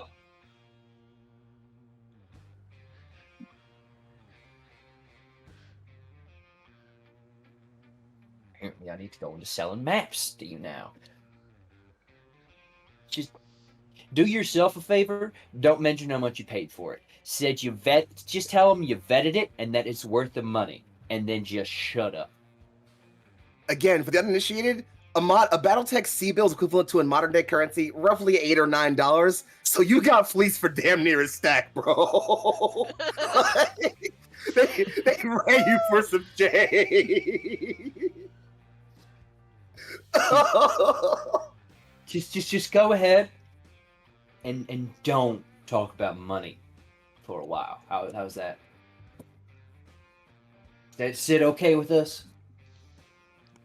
I mean, I still have most of my money in my. I don't carry most of my money in my wallet. This was just however much. I forget. Somebody recommended I carry this amount in my wallet, so it seemed like a good amount to pay for stuff, right? Not the first thing you. I do not think I have the oxygen to explain to you my frustrations in this moment. Well, at least you won't be alone in that, as almost on cue, coming around the corner, appears to be the rest of your lance and your contact you're working with in this contract. Gang's all here. Woohoo!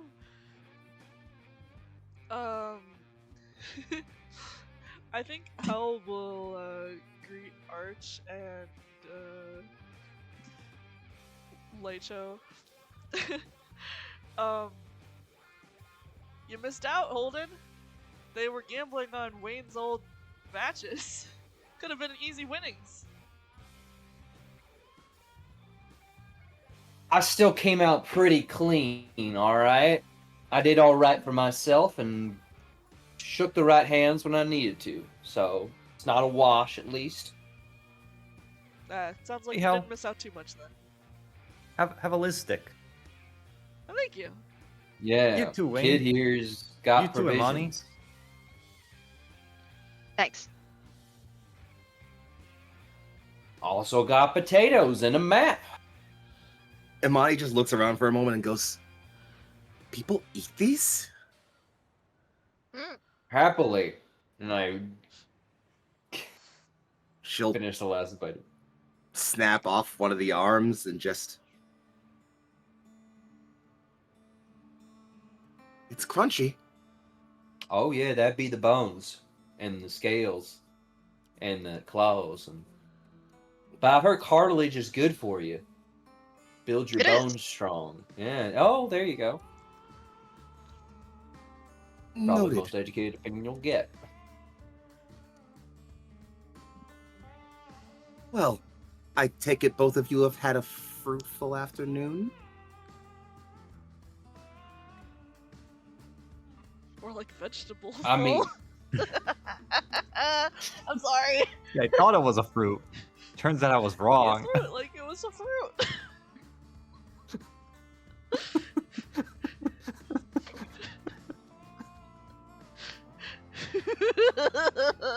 We That's broke, Oh, cool, fuck. You set yourself up with It's that so one. funny. Uh, It's so funny. we broke it. Oh. But Hell will kind of gesture to Farmer with the listic. What's that you're holding?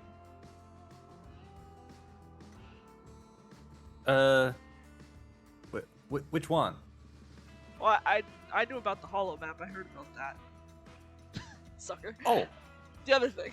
there's a bag of potatoes. Oh, word. Do you know about potatoes? Yeah. They're alright. How does everybody know about potatoes? What's going on? Pretty common. Villain. Can eat them when you're cold.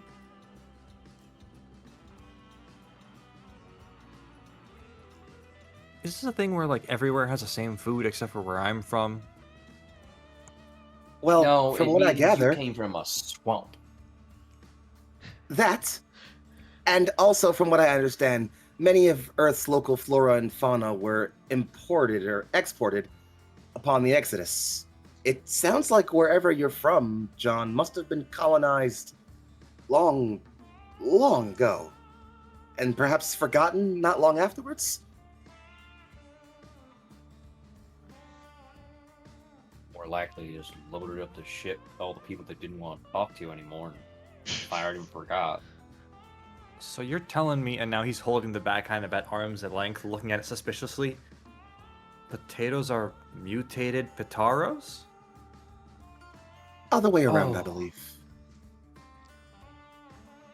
So you should be able to finally have that baked potaro you were missing then. In some sense.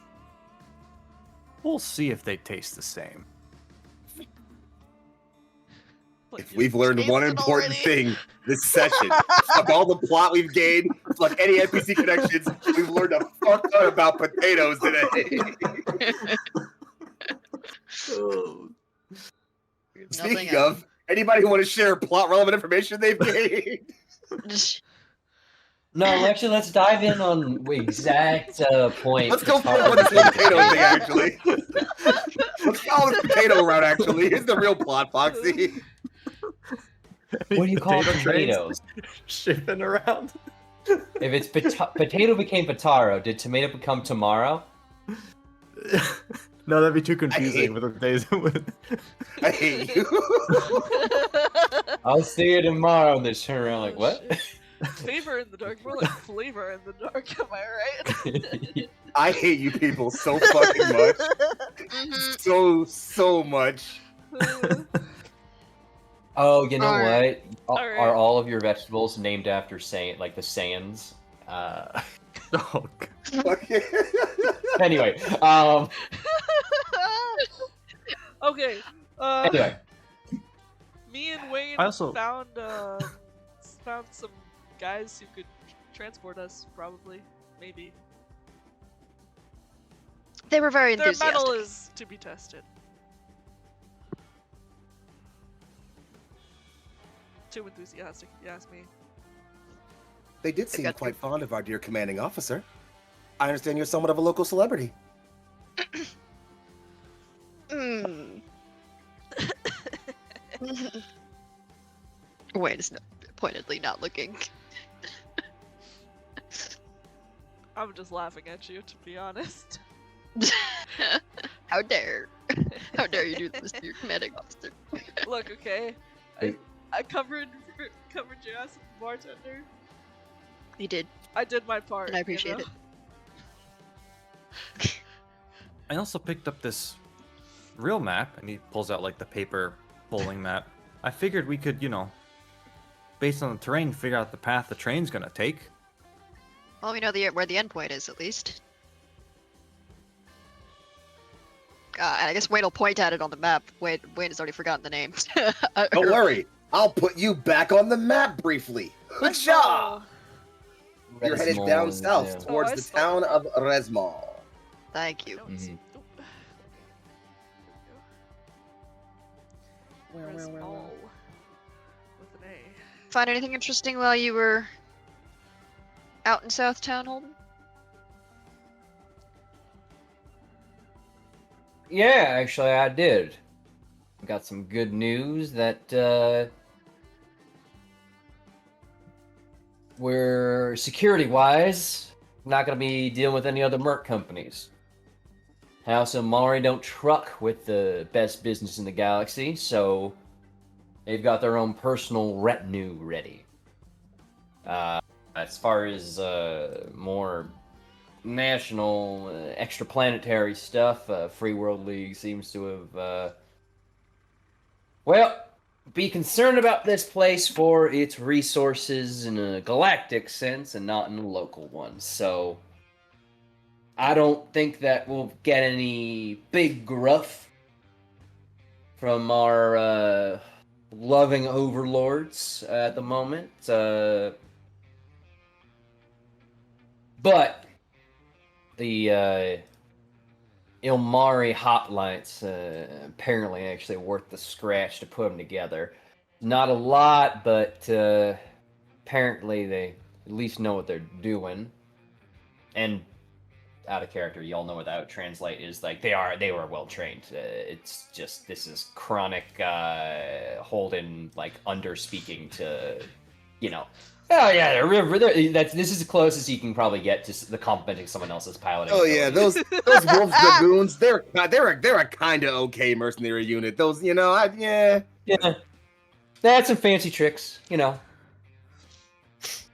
Good for their, they're in contention. They deserve to be talked about, sure. You know, greatest of all time. I don't know have they ever fought.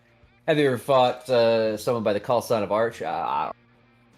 Where's the real test? You know, how do we put them up on the scale? All the intangibles. But yeah, no. Ilmara hoplites probably gonna be what we're facing. You'd like just see a high, like a bit of a brow raise from Wayne and a high praise from you. Let's not push it and start pretending like I'm generous or something. Frankly, sounds like this Baron Charles is gonna be real pissy if he ever finds out we're mercs. Particular Well, distaste. He's not gonna like us one way or the other, sure, but catching personal vendettas is something I like to avoid when possible, seeing as I got plenty of that of my own. I prefer professional vendettas. Much cleaner. That is fair. Wayne ain't got nothing to say about that one. It is a job, after all. Look, if somebody takes out a contract to come hunt me down, I can't fault him for it. But, you know, if someone's coming after me because they don't like the way I am or the way I operate, that's a personal matter. That's between them and whatever higher power they choose to believe in. They can sort that out. And I have yet to meet a higher power that has had the ability to kill me. Aside Sounds from like governments and Baron large Charles. corporations.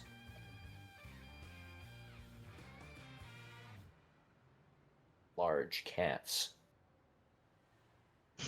Sorry, you're saying something about Baron Charles, LT.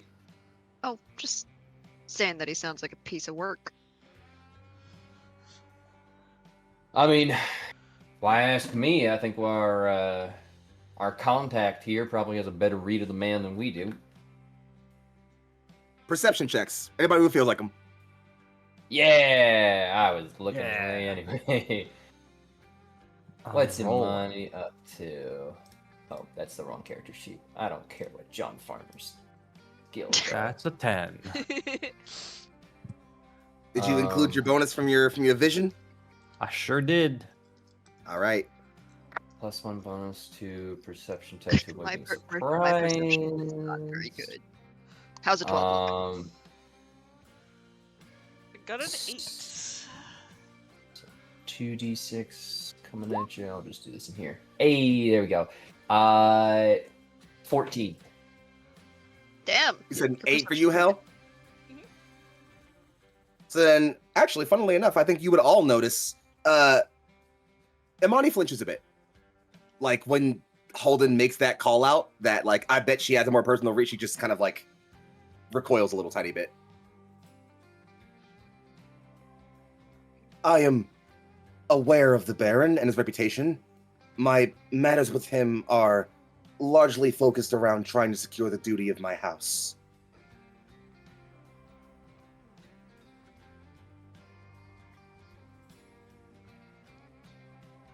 All right, I'll be an asshole and say, if you've got something else that we need to be aware of, work-wise, it'd be best for all of us if you let us know. The information you have on the Baron is the best that I can offer. He's a potent, experienced mech warrior, a man of local noble regard, and also quite insufferable.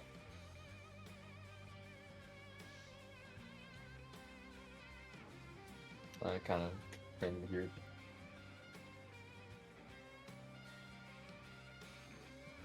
Like, I'm not touching that button. I'm also But- not touching that with a 10-foot pole. I'm sorry. We did, however, also learn there may be some information we could be gained over in Redchapel. I believe you were told to look for rodents. Street rats. Oh, okay.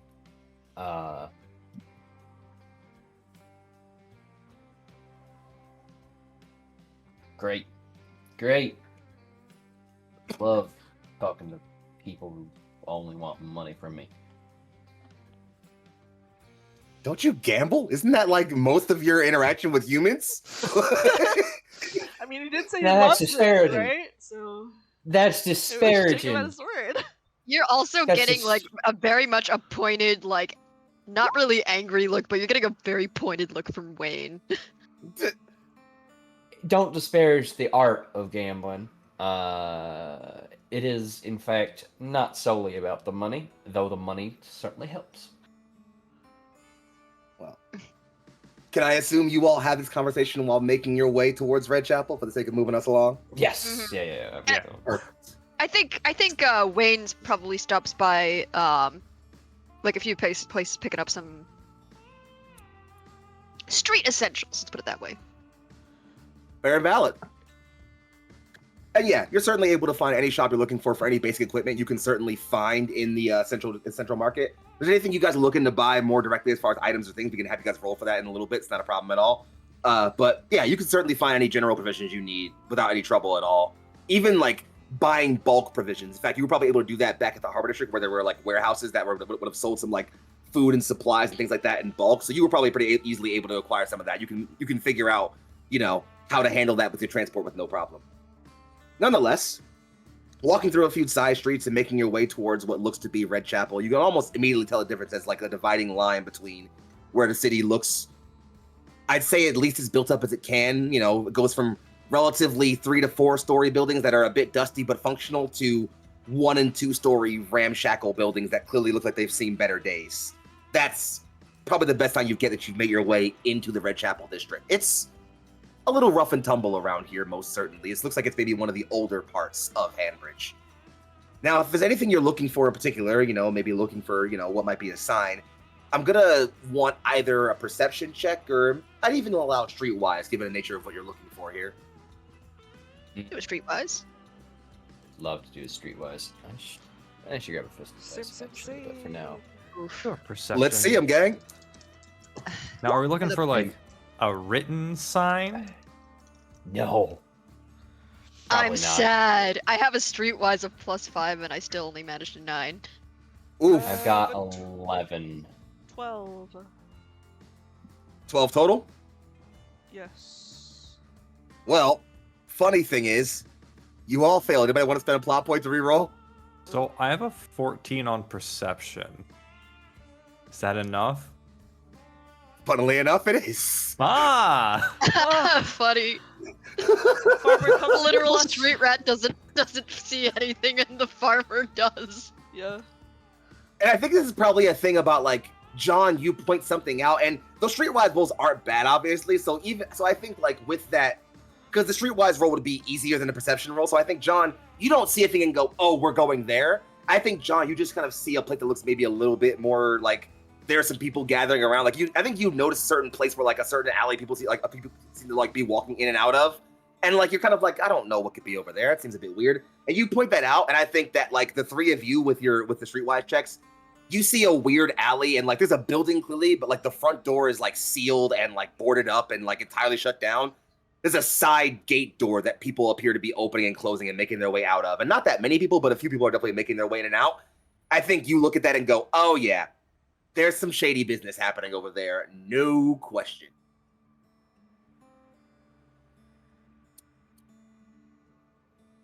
What do you think's We- going on over there?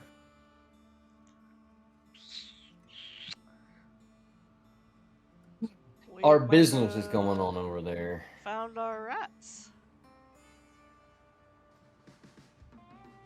Wayne isn't going to say anything and just walk over. Up.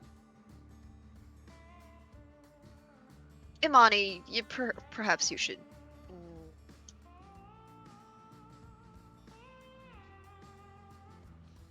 Stay close. I'll do exactly that.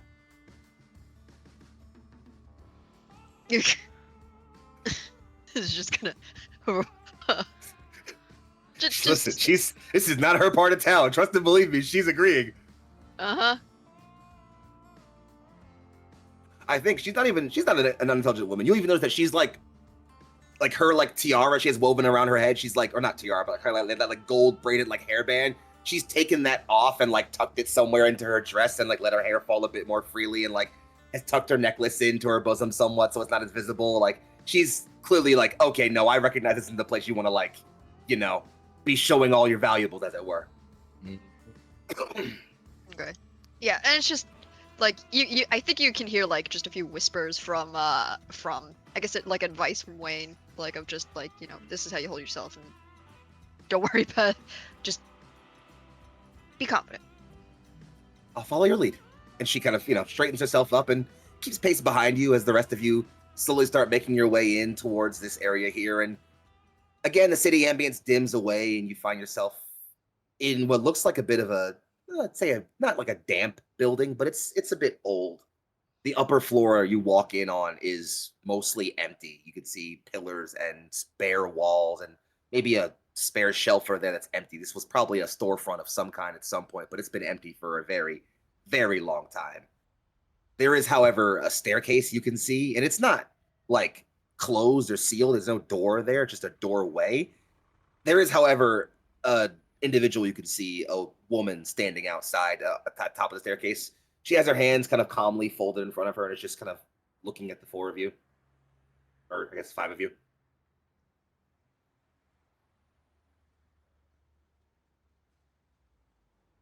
Hey, What's up?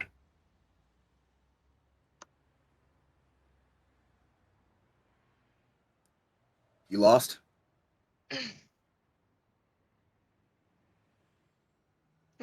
guess you could say that. Heard from Well- a buddy that we could find some information here from the rats. Your buddy's talkative. And she kind of gestures her head slightly towards downstairs. Just don't make any trouble. I'll try to keep these guys in line. Good. It- If you don't, and she kind of like shifts her coat somewhat, you can see that she has what looks like an SMG tucked into her waistband. I will. Nice. Like Wayne's gonna as she passes slip a few C bills into her hands. Take care of yourself. Don't I always? She tucks it and kind of again gestures, kind of like steps to the side a little bit, lets the 5 of you past. And you're able to make your way down set of stairs into a dimly lit basement area. It's, you know, much larger, and while there are much more shelves here, where the empty shelves you saw upstairs, these are nothing like them, as they are covered in stacks and stacks of like, you know, strange, you know, so you can see not strange, but like square mechanical devices of some kind, sort of like technological devices of some kind. There are also, of course, plenty of actual items. You can see more than your fair share of weaponry. And I don't just mean like your pistols and handguns. I mean rifles and shotguns and rocket launchers and other heavier equipment shoveled away on various shelves and corners. And at the center of all of this is a single desk where you can see sat one individual. They are relatively clean cut for the most part. Has a shaggy, almost like light, dirty blonde, almost sand blonde mop of hair going down their neck, going down their head. They wear a sort of neatly cut green shirt. It looks like it might have been explorer gear of some kind at some point, and they have a white bandana tied around their neck, and just they look at you all and just.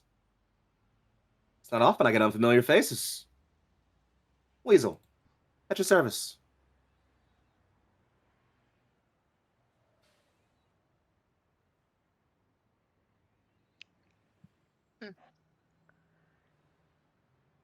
Anyone want to say anything? Um, Oh, we're using our made-up names. Hal will shake his hand and say, "Hound, nice to meet you." He quirks an eyebrow and just, oh, I think I know a little bit about you. From who? He kind of thumbs at the back of his ear somewhat and just, Oh no. let's say I know a crew you used to hang around with. Though it seems you find yourself in different company these days. Better company. I don't think they see it that way. Of course they don't. Not as patient company as well. Why don't Oh, we, that tough one. No, I'm just somebody who likes getting this job done, and I think we both can agree that things turn south in your place of business is not going to end so good for anybody. No, So, I could certainly agree with that. Understand that, like many things, my silence can be bought. fantastic then. We can do business. But I think the important thing to recognize is that we see your threat to expose our friend here to the people who don't need to know about things, and we will make sure you are compensated for that. I like this one. It's how I make friends. And let me tell you, Anyway, in a place like this, being my friend is always a good idea. I just motions over to Hal, just like, look at it, I'm a people person. You know, you gotta let me handle these things. I mean, yeah, this guy probably thinks I'm a massive piece of shit. So, so I'll let you steer the boat. I should say, I wasn't being very forward. I don't know all of you personally, obviously, but let's say I've been keeping my eyes on. You've all been, what, 2 or 3 weeks on this planet? Almost unnoticeable with some random mercs until that little fiasco at the airport, at spaceport yesterday. Quite the mess. Good to see that you keep up to date. Information's what I deal in, dear.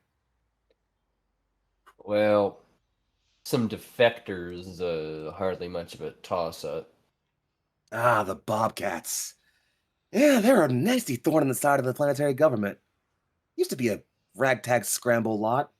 You know, the FWLM's here to defend this planet, not necessarily the people on it, or policing it.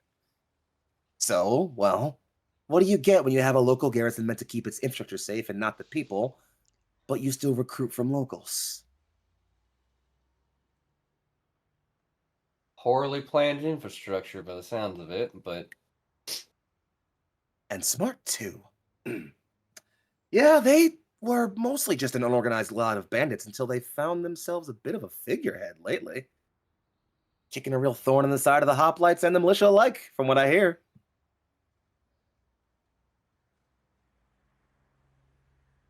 and of course, that information on who this figurehead is would be acquired by a donation to your organization. Oh, the first one's free. How Oh generous. shoot. You've got me wondering about things. He turns away for a bit, stands up, walks over to one of the shelves, humming as he lightly thumbs through them for a brief bit, pulls down what looks like, again, just a rectangular technological device of some kind, clearly has a screen on it, places that down on the desk as he walks back over, and pulls open a shelf, thrice through something, pulls out a small chip of some kind, a data chip, plugs that inside the device, turns it on, and you will see a figure pop up. It's blurry and hard to see, but you can clearly see a mech of some kind that's in the middle of combat. It's a pic taken during combat.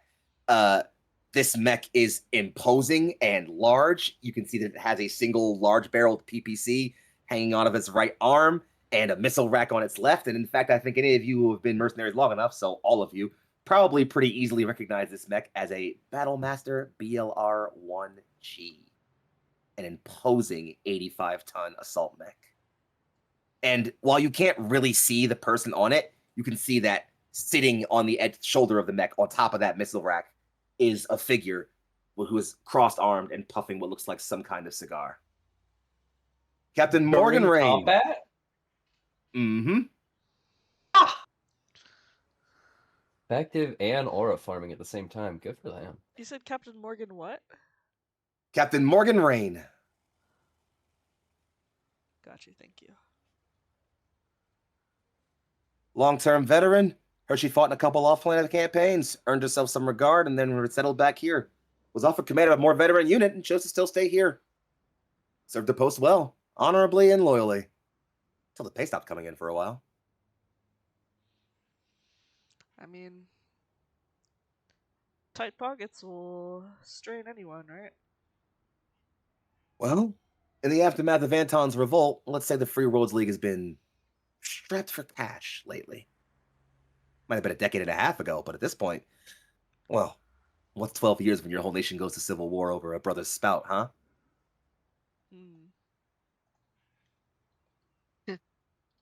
Sorry, you just hear a bit of like a angry scoff from Wayne.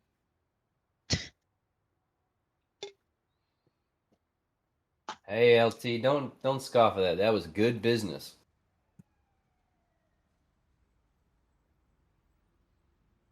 War tends to be good business for the profiteering. I sense, however, information on defectors was ancillary to why ever you're actually here.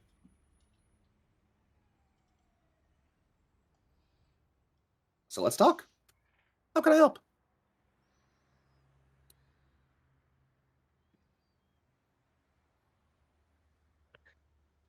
I don't know why we're here.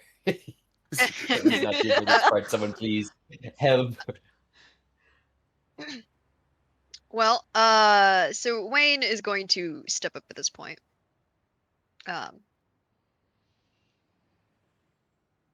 You can help us, and, well, I suppose the question is, how can we help you? Even trade, after all. Oh, fair.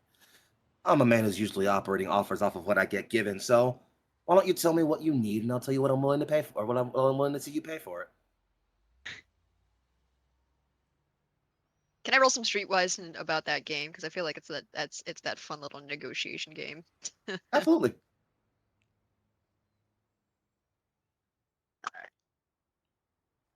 Out of character. All right.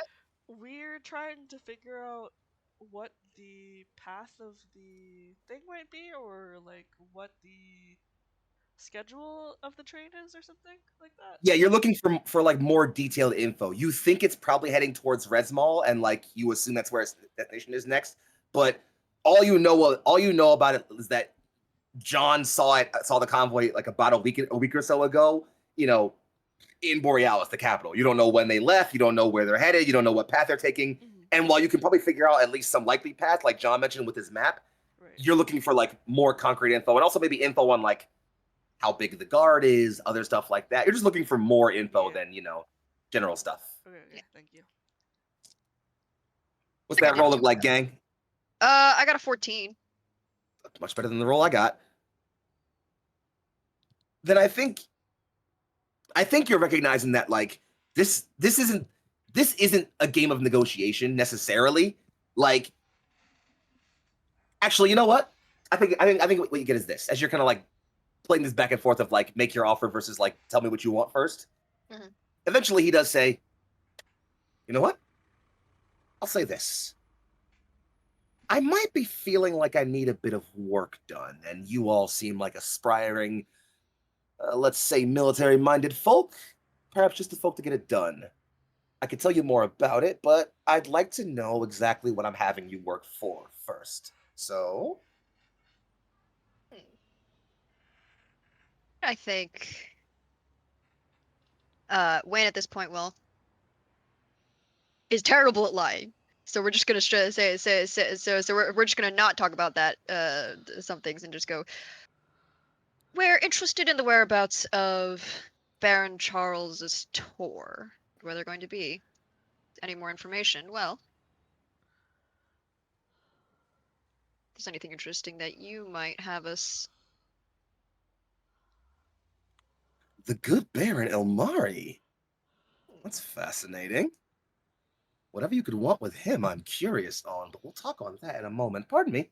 And he'll sort of get up again and run through his shelf some more. You'll see him pull out the data chip that has the picture of Captain Rain and kind of plug in another one. This one will show a suite of communications back and forth. Some dossiers pass between like several guard posts and like other transit depots and logistics officers and things like that. And it also clearly, because it has to show the authorization code that was given, this is clearly personal communiques given out by the transportation convoy of Baron Olmari. This weasel guy likely has an insider somewhere in his network. He's clearly well connected. You can tell that because you're seeing a picture up in the top right, which I don't think you need an ID to tell you is clearly a picture of Baron Charles himself. The transit logs show that the convoy appears to have left Borealis roughly more than a couple of days ago. Likely headed south towards Resmo, taking the Taman Valley, I imagine, first, or perhaps going to the Savannah to avoid any of the more rocky passages there. Not entirely certain. It's rough to tell. They're being very skeptical about their information given, but supply logs say that given their average pace, they'll likely make the south in the next week or two. Bit hard to catch if you're trying to meet them there, but not impossible.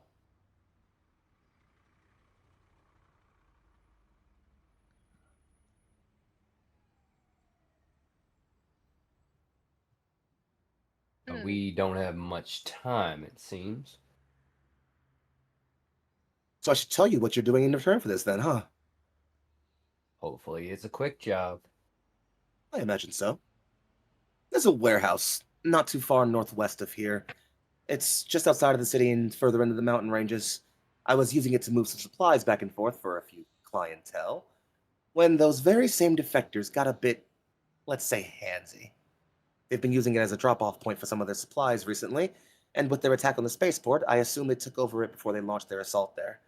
I would presume they abandoned it after how hard you whooped them, but they likely still have some troopers there, and I can't just, well, walk over there and ask for it back, can I? Hmm. I wouldn't mind if you could, let's say, see them off. Northwest. Well, it's on the way. John, I'm going to save you a perception roll from here. The place he indicates on the map is clearly up northwest in the Mount Samlin range, which I think is recognizable to you based on what the map you were looking at for a reason that you probably already remember. Okay. Do you not remember? Didn't I go hiking up there? Yes, that. But also, when you had on your map, your regional map, there's that shaded zone around the mountain. Oh, right. The no mech zone. Mm-hmm. No mech zone. No, No man. mech Zone. zone. Wait, so No. how are we? Oh no. Oh, okay. Yeah.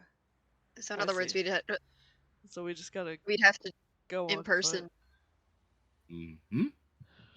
or like by regular vehicle. That's so less swag than my neck.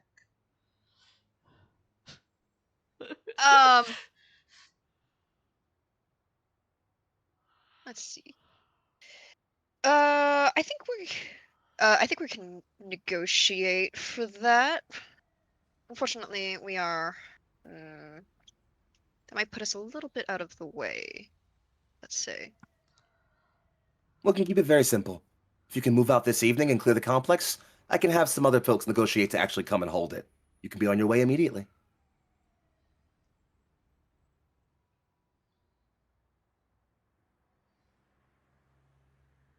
If you're expecting us to clear them out, do you have any idea on what we might expect up there?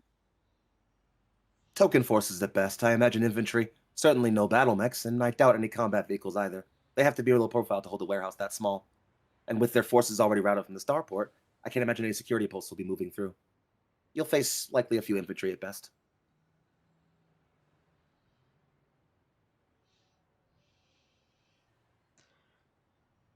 And when you say a few, you mean Under 10, 3 I to assume. 5? Okay. Under 10, I presume.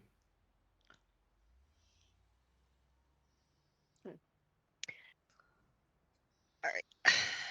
And I think I'm gonna above table say this. I think what Wayne wants to do is kind of negotiate for some more information about the more details on the actual convoy. Mhm. So the trail convoy, as well as gets try to buy his silence, as it were. So, should I make some kind of like streetwise roll for that, or I will allow a streetwise roll for it, most certainly. okay, cool? Because I have no clue how I would actually say any of that shit. Wayne is not here to. It's not the best roll. Well, I also didn't get the best roll either. How does a 12 look? Beats it, beats it. Oh, okay. So, I'll save you the needing to RP any of this out. One, the data pad you're being given that has the info that you would have on the convoy does include actual like supply logs and readouts for the trains, so you can get a good sense of what they're actually looking like. And they are in fact perfectly normal, unmodified, unarmed Saturn V land trains. They themselves aren't armed, which is probably why they have a contingent of like Battlemechs and things to defend it, because, well, unarmed trains, lots of gold on them, defectors and pirates on the planet, probably a bad combination, right? So that's kind of the information you're easily able to get. More detailed things you can kind of maybe parse through the logs and maybe like make some rolls later to kind of get some more information on that if you need to. As for buying his silence, chuck a few sea bills his way. It seems like he's willing to be quiet enough. Probably more than a handful. In fact, That's okay. I'll even say, and I think you, and if anything, hell, you're probably getting a sense of this, is like the fact that he's sending you guys to go clear out this warehouse of defectors and not like, his own hired gang or anything like that, probably says that maybe he and the defectors had some kind of agreement or thing they were settled on at first, and he wants them gone without any liabilities. So if you're willing to not, make it very clear who sent you out there to do that, he's willing to not be very, very verbal about who walked into his warehouse today. Fair enough. It's almost like you're doing a favor in the dark. Oh. Oh. Oh. All right. Well, we're trading favors here. That's the thing. The thing. All right. Anything else you feel you need for this scene?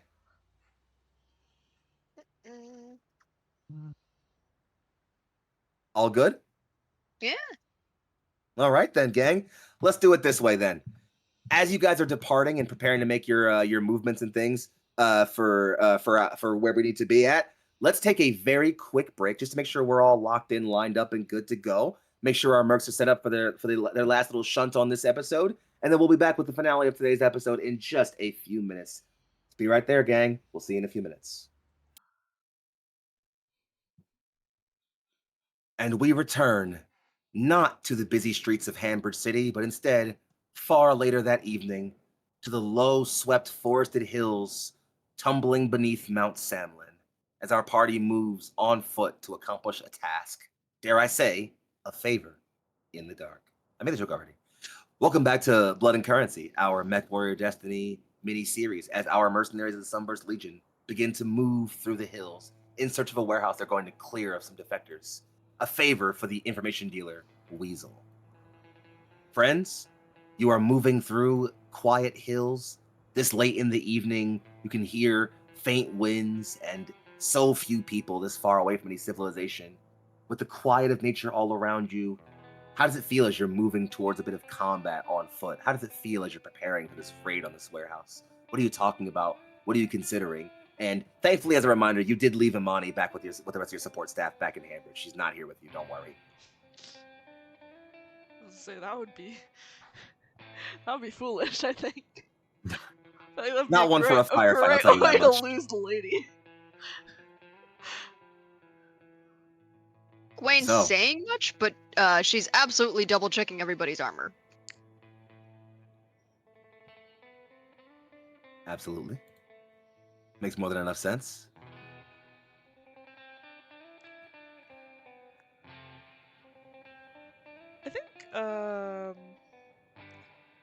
despite not having fought hand to hand recently, Belle is just the kind of person that likes fighting things. So I'm excited. Someone's excited. Huh? Yeah. Absolutely. Hey, haven't had a good scrap in ages. I mean, ages makes it Hold- sound hold- like it's been, you know. I'm not that old.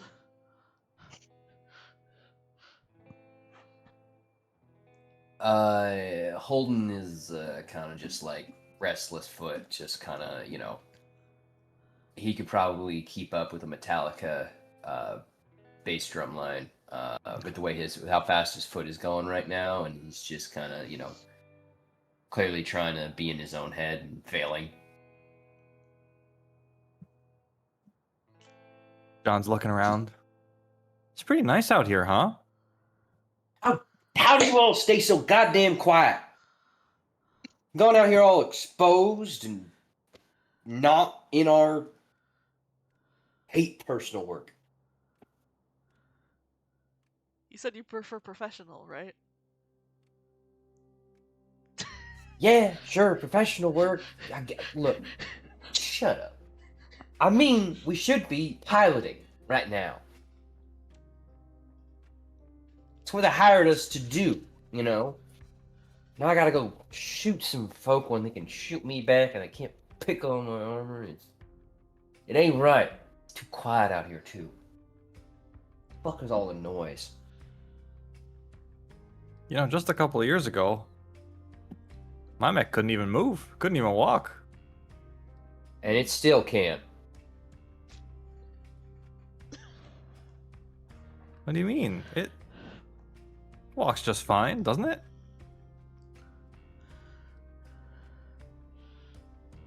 The way you move personally offends me. What's wrong with the way I move? To call what you do piloting insults the very basics of piloting school. Well, I never went to piloting school. We know. Yeah.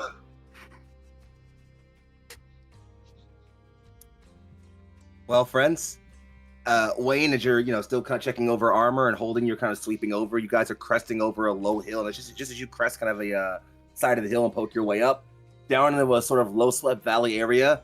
You can see a boxy, almost rectangular structure wide with some slightly lit lumen globes around it, and some small activity. You can see a couple of trucks with gear loaded onto it, parked outside.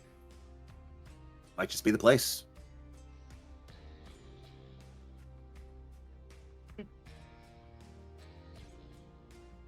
Well then. Suppose it's time. Prepare for battle. I'm ready.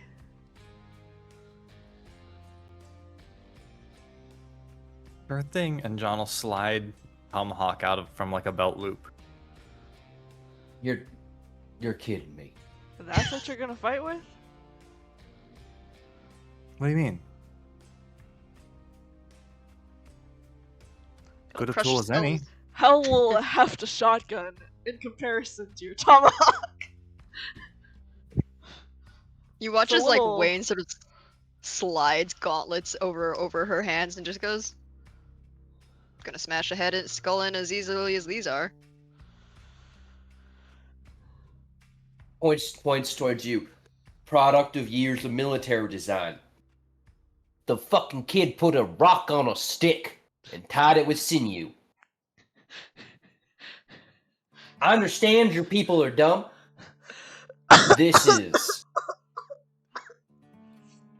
I'll have you know, this is one of the finest bushcrafting tools that exists. You made it out of bushes. Oh, see, there you go, LT. Made from bushes. Enough cheddar. Don't even get the warm radiation bath that I want to die in. Wayne says nothing, points up a sniper rifle, racks it back, and just starts walking. Okay, so I guess that answers the question of what the plan is. We just guns blazing, gang? I mean, If My you want gun to stealth, we blaze can try and shoots, stealth. but I'm just saying. We can try and pick them off first if you want.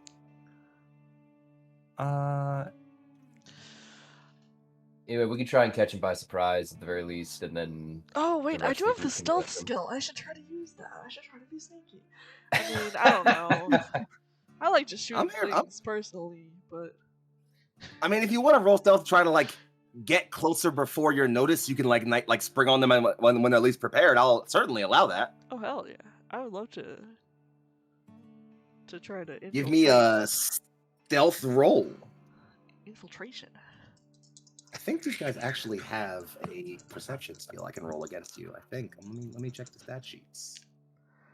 Oh, They I didn't don't, roll never too mind. hot. How's a 10? Better than mine. Woo! With a 10, you are able to. Hell, you're kind of keeping low, shotgun raised, using the trees and the cover and the nightfall to kind of like make your way up, and you slide next to a large crate next to the warehouse and kind of slide in where no one sees you. And the rest of your lance is kind of sliding in. Wayne, you're able to find a nice sniper's perch behind you. John, you're kind of creeping up not too far behind Wayne. Holding, you're kind of moving up not too far behind John. The group's kind of moving together, and you're able to kind of slowly move close. Doesn't seem like you're noticed. Spring whenever you're ready, gang. What's the play? Firing from the long rifle range, and Why don't you go ahead and you think you're taking the first shot, Holden, or you think you're gonna let your commander do it? Let's call it. no. I think commander with a big gun might be better served here. Wayne, Okay. first shot for you then. Yep. Go ahead and just give me a standard small arms attack roll then. All right. Let's see how it goes. Okay. Oh, I didn't roll good. That's an 11 plus 4. How's 15? How much damage did your gun do? 4. Ballistic? Double checking that one. Sniper rifle is in fact ballistic. Should be. Noted. With a certain crack of gunfire, a single round clips out and snaps into the shoulder of one of these soldiers here. They tumble to the side here. Suddenly, everything gets a bit quiet. Suddenly, the panic starts and commotion starts building up, and someone just says, "We're under attack! It's an ambush!" And suddenly, gunfire begins to break out and erupt all around you. As friends, you find yourselves lit in the middle of what looks to be a personal scale combat. Let me put you all on your combat map. So, as you are roughly positioned, and hell, I'll even say if you want, hell, you can kind of be maybe one forward because you kind of already snuck up on it on this place a little bit, so you can be like up there if you'd like to. Pog, I will definitely take that. Absolutely. I've already briefed how personal skill combat works with my mech warriors here and how everything functions. So I'll say that as you all slide into position and get ready to make your moves, I should also let you know that you can use your plot points in similar ways to the way you could in mech combat. So you can use them to reroll attacks, to make me reroll, things like that. You can also spend one to hit someone back who just hit you. You could spend one to move twice in a single turn. You could spend one to, if you're in the same zone as somebody, to like take the hit for them, basically. Things like that. You can also spend one to effectively skip initiative. So if one of you goes, one of you can spend the plot points and then have someone else go immediately.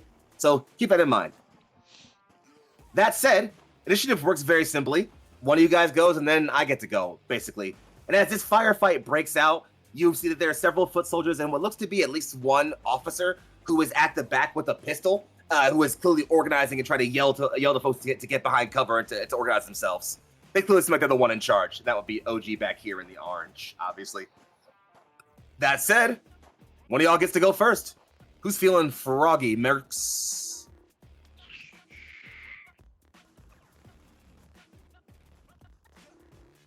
Nobody else wants to? I'm gonna go ahead and try and shoot that officer in the back. Good, do it. Go for it. Alright. Let's see. How does a 12 look?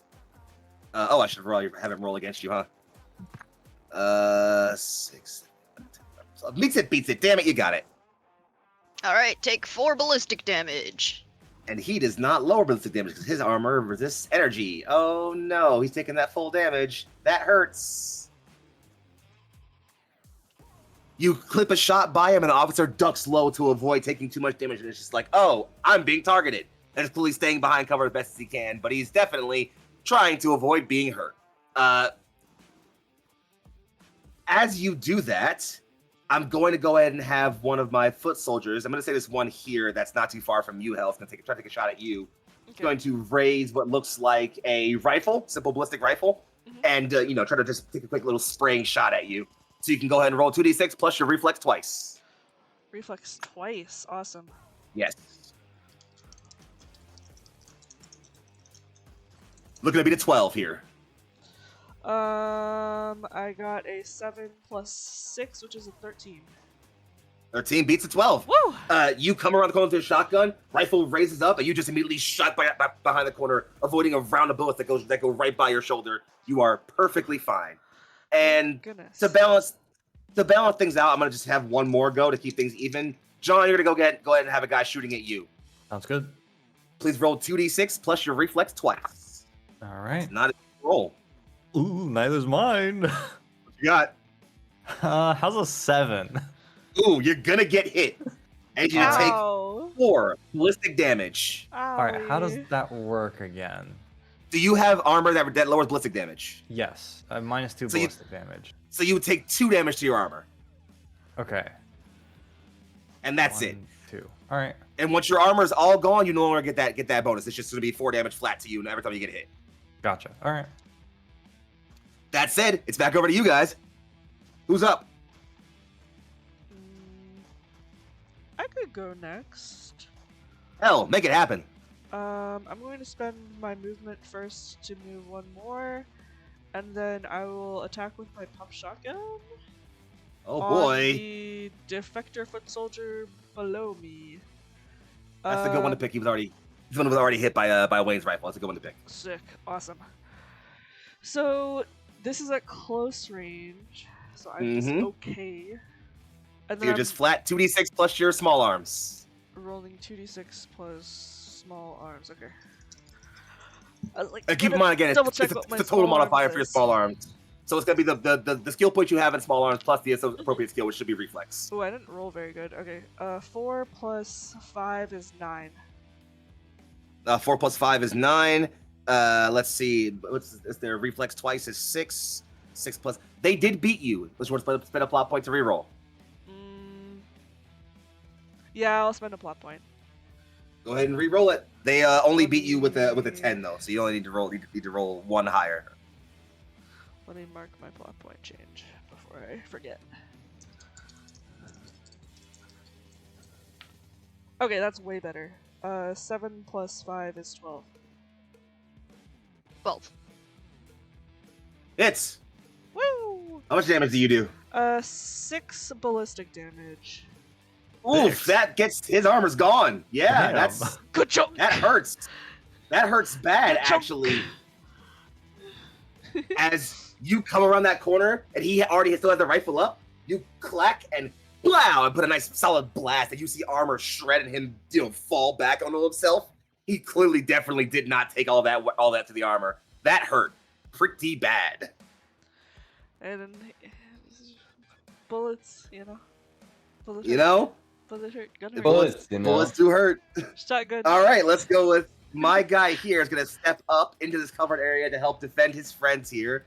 And he will raise his... He's going to actually... You know what? Yeah, no, he's going to go ahead and just raise his rifle at you again, Hell, and take a shot at you. Let's see, a 2d6 plus your reflex twice. Alrighty. That's not a bad roll for me. 10 plus 6 is 16. You'd still got a better roll than me. Fuck. Whoa! I had a cannot be 15, fucking damn it. touched, dude. You sure can. Woo! Never punish. Dodge! Leave! And then we'll swing it back over to you. Actually, before I swing it back over to you guys, actually, no, I lied. Swing it back over to you guys. Who wants to go next? I'll go next. John Farmer, make it happen. I'm gonna spend my movement to move up a zone, and then I'm gonna throw a tomahawk at the injured guy. You got it. You're in close range, so How is... Ooh, I do have a minus that. How's a 7? 7 total? Yeah. That's a miss, unless you want to spend a plot point. Nah, it's not worth it. You fling a tomahawk, but this guy was already kind of been sat on his ass from eating that shotgun blast, just ducks in behind that crate, and tomahawk just bounces off to the side. He looks up. Fucking what? I'll just shrug and pull another one out of a belt loop. Gotta have spare tomahawks. Let's go ahead and have a few more of my guys act. We're gonna start with this guy back here, who is still gonna be in cover, and we'll take a shot at you, John, from long range. Is that rifle Okay. is? I'm only a -2 at far range. That's okay. I'll deal with that. All right, that's 7, 5 plus 6, and 11 of you to beat. I got a 9. Oops. It's gonna be another 4 ballistic unless you wanna spend a plot point. No, I'll just take it. All right.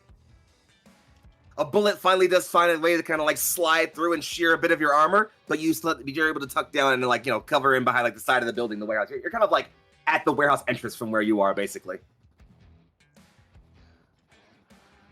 So, that passes it for. Oh, I guess I got one more. Let's have one more. Hell, you're still in the front. I'm gonna hit you one of these days. You can keep trying, You are, baby. however, you are in a covered area, so you're gonna get a +1 to your roll here. God damn it! All right, beating 11. 6 plus 5 is an 11 plus 6 plus 1. Beat it again. So Yeah, you did it again. Ooh! Can't be touched. I'm in the Matrix, Oh baby. my god. Absolutely. It slides back over to you. You got one left. Big hold. Got Make it one happen. left here. I'm gonna move up in this zone, and this fella's still breathing air. He is still breathing air. Let's try and fix that. I am not very good with this, but I've got a revolver with a big enough magnum that it probably won't matter too much. Do it. Do it. So. I get his +1 from cover, but that's all he's got. Ooh, Yeah. oh, bad time to double one. I'm gonna spend a that's plot not much point. better. Actually, I'm gonna spend a plot I mean, point. I'd love to spend a plot point as well. Sure, let's do it. Let's roll. Try that again. Oh, okay, that's better. I double one again. Oh no. No. I got an 11. That's No. true. I've got There's an no need to 11 go in here. timeout. All right, you got him. You fucking got him. All right, what's your damage? So, 4. He does not reduce that anymore. Does that take him past? Yeah, that's filling that one up, and he is staggered. So he takes a blast from your revolver and falls over.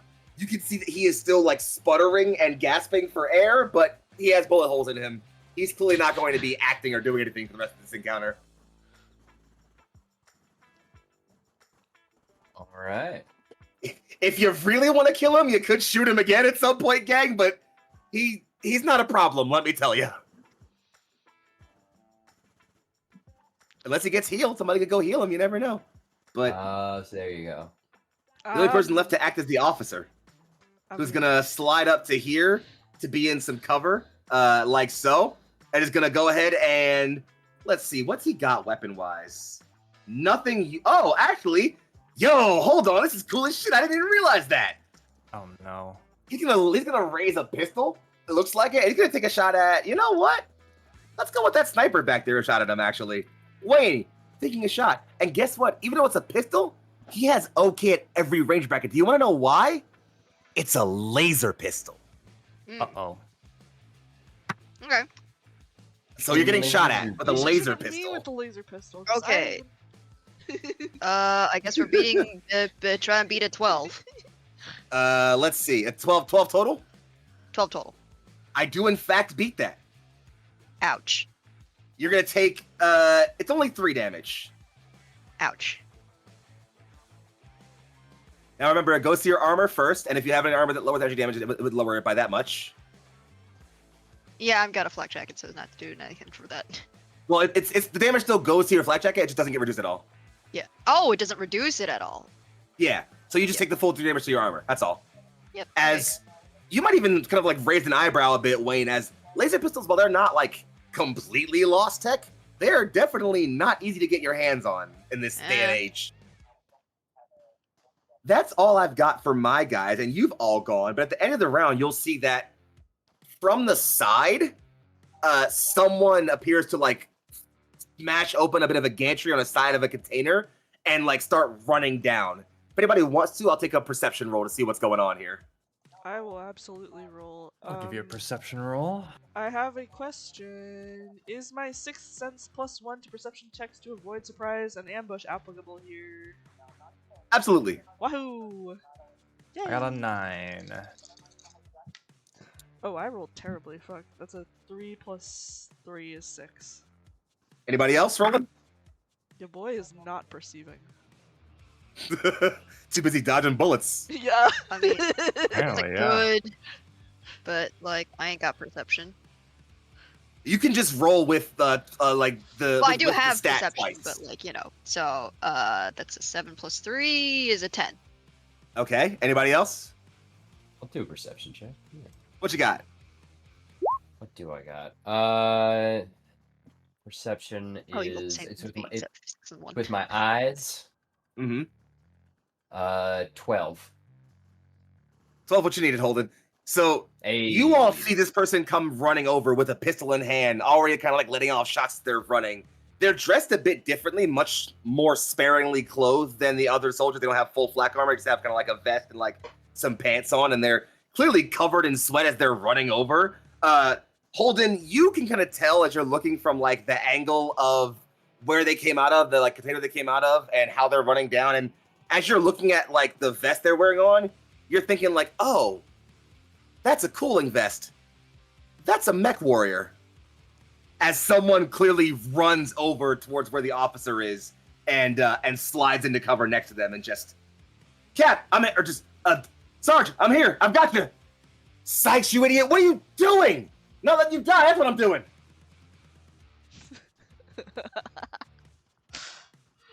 Oh. And with that, we swing back to the top of the round, gang. Who wants to go first? I love them. Oh, it's adorable. It'd be a shame if I shot the officer in the head. It sure would such be. a shame would. if I committed a murder right next to his companion. Oh, just looking through your scope. Oh, that's sweet. I wonder what he'll think when I ventilate his skull. All right. I haven't moved yet. I haven't moved at all, so I guess I'll just go ahead and move and make a sight. Take a sight down and shoot. Take a shot. All right. That is 8 + a 4 is a 12. 12 beats him by a fair long shot. You got him. Damage. Oh my god. 4. Ballistic. Oh, and he has Yeah. lower willpower than the grunt, so that's actually going to hurt him pretty bad. You sink around and you splash it through. I will let you spend a plot point to make this a critical and deal double damage if you want. Okay, so I guess my question is, if I deal a critical, is that gonna make it like especially painless for him? He's dead. And you're going All to put a hole in his head. All right, cool. Then I'm gonna do that. I get the feeling that this is gonna be one of those things where like like it's just sight, aim, fire. Haha. I got my fifth plot point back. Haha. All I had to do is let you murder his friend. Haha. Oh no. What? Wade? Wade made it painless as possible, right through the nose bridge, sever the Clinical brainstem. precision, truly. The sergeant picks his head back up. Pour the fire on the ones coming in through the... And just falls over dead. R.I.P. The mech warrior just... Sarge! Anything more for you, Wade? Sorry, kid. You might want to go. Well, let's do some shooting. I think these guys noticed you just domed their commanding officer, and we're gonna try to put some shots on you. Let's start with this guy back here, actually, who's got his rifle. He's gonna shoot at you. You're still in long range, though. So here you go. A shot at you. Please roll 2d6 plus your dexterity. Twice. Or your reflex twice, I meant. All right. So that's 10 plus my reflex twice, which is 3, so times 2 is 6, so that's 16. You beat him with the 10. Okay. I rolled very poorly, unfortunately. I don't want to spend my papa. I just got it back. Okay, fair enough. All right. So that's one of them down. Let's try it again. Much better. 6, 7, 8, 9 plus 6. I need you to beat a 15. Well, 7 plus 6 is not going to beat that. It's down by 2. So you're going to take 4 ballistic damage. It's fine. Boop, boop. Your armor's still hanging in there? I just lost all of my armor, but I have not taken any actual damage. Fair enough. Well, there goes your armor. At least I'm doing it, gang. I'm getting there bit by bit. Well, brick by brick. I'll hurt somebody today, and not just my own NPCs. Any case, that's all I got for this round, gang. It's back over to one of you guys. You know, Yeah. I'm gonna move up and try to slam this foot soldier with my tomahawk.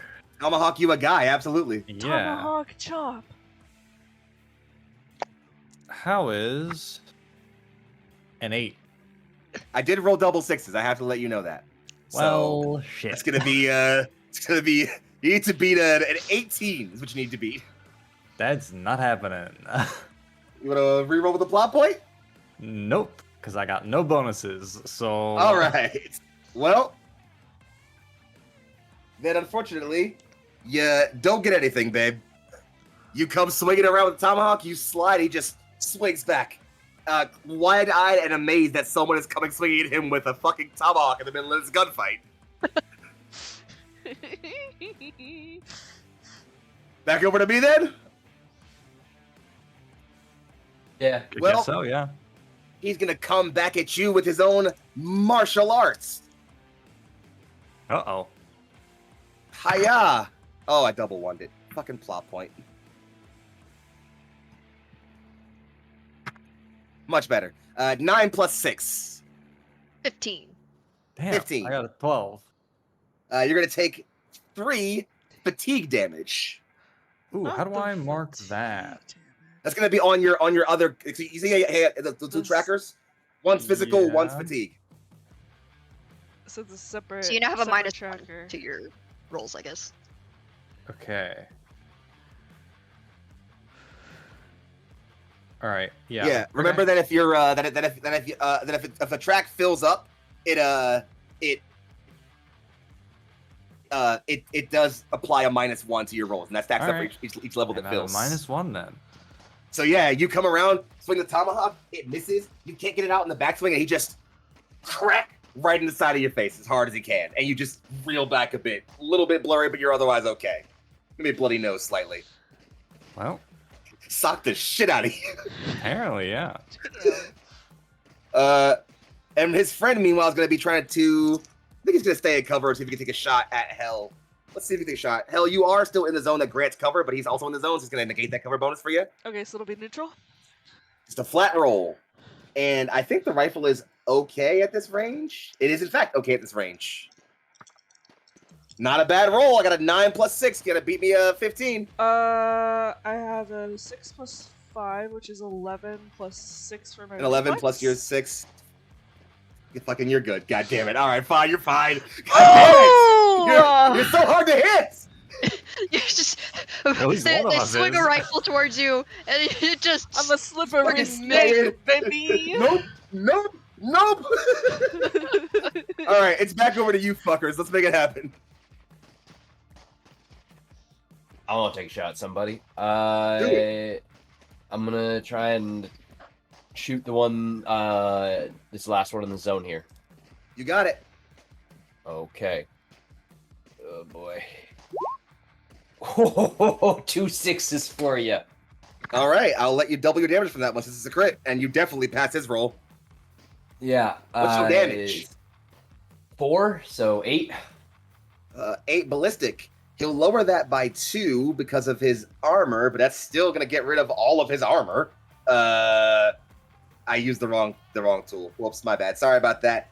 And will also fill his first trek. So he's at a -1 going forward. As you put a round out and kind of impact the armor and send him reeling back into cover, and clearly a bit dazed from the shrapnel of the explosion hitting inside of the crates and other things you're shooting at him with. He's a bit suppressed, as it were. And all I've got left is my mech warrior here, because the officer's also dead. The mech warrior has an auto pistol. He's going to... You know what? He's coming charging, actually. He's going to just fucking come running out, pistol blaring and firing. Hell, he's shooting at you. You ready? Yep, I'm ready. You're going to get cover, because you are still in the zone that In has the cover, so... zone. Yeah. So Is it's it going to be a also +1 on that one for you. Plus reflex here too? Yes, plus your reflex roll. twice. Alright. I dropped the dice. 6 plus 6 is I 12 did plus roll 1, that so 13. I'm going to spend a plot point. I want to re-roll this. I got the same exact roll.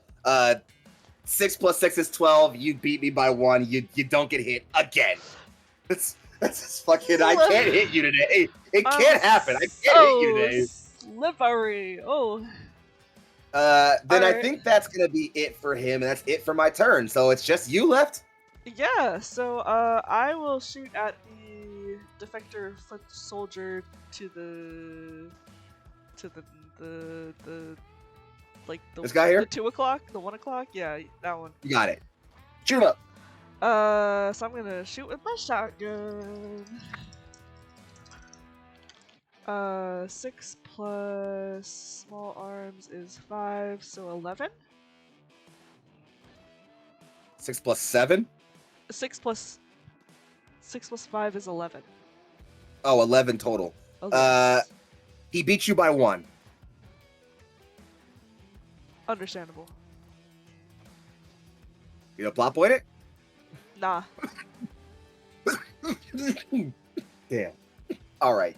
I only have 1. I gotta save it for something better. Well, in that case, I think we're back to top of the round. Top of the round, then. Yes. I think so. Who wants it?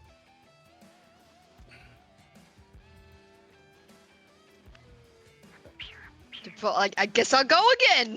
Yeah, Do it, let's do start it. us off strong. Go for it. All right, this little guy down here. He is in cover, so he'll get a +1 on this. Oh, I rolled double ones. Oh shit! I'm gonna I rolled spend a not plot. that. I'm gonna spend my last plot point because I better use it. or lose Yes. Yeah. Spend them bitches.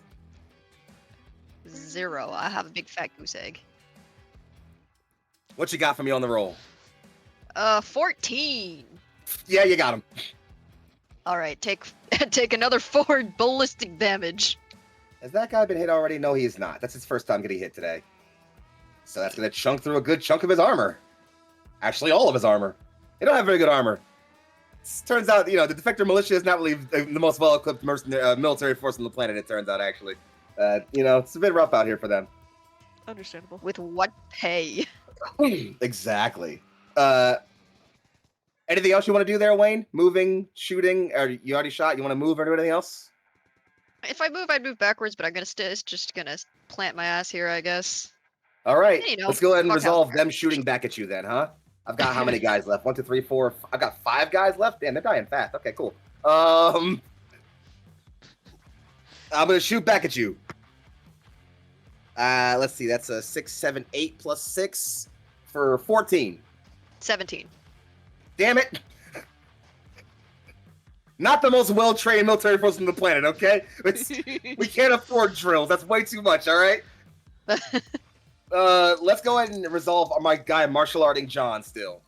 So John, get Boy. ready to get punched in the face again, hopefully. Yeah. I rolled a 4 plus my 6 for a 10. Does the fatigue -1 count for this as well? Yes. Oh boy.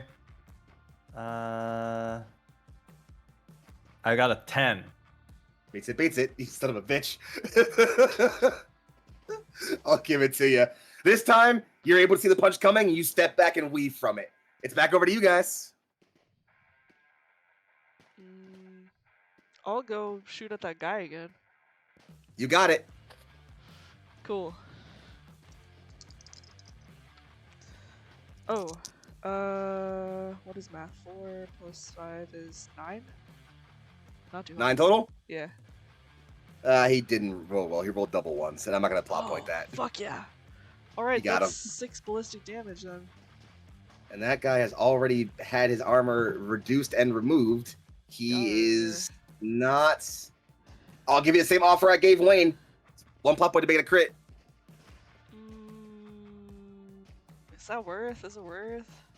He's dead if you do. Fuck it, I'll take it. Yep. No more You plot deal points 6 for me. damage. No one here can take 12 damage and survive it if they have no Okay, armor that's left. fair. That's fair. I didn't think about that. I wasn't Not a sure. single person here can survive that. That's a good point. He comes around with the auto rifle, like you just are right there. There, hell, you got 2 already racked. Bang, rack, bang. Put 2 in his chest, and he just slumps over that crate. Blood leaks as he falls over, very, very dead. The much more violent version of 2 in the titties.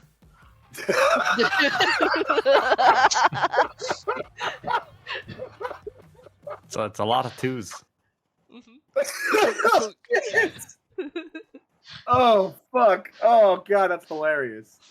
All right, well, it was going to be him going, but he just died. So let's go ahead and have...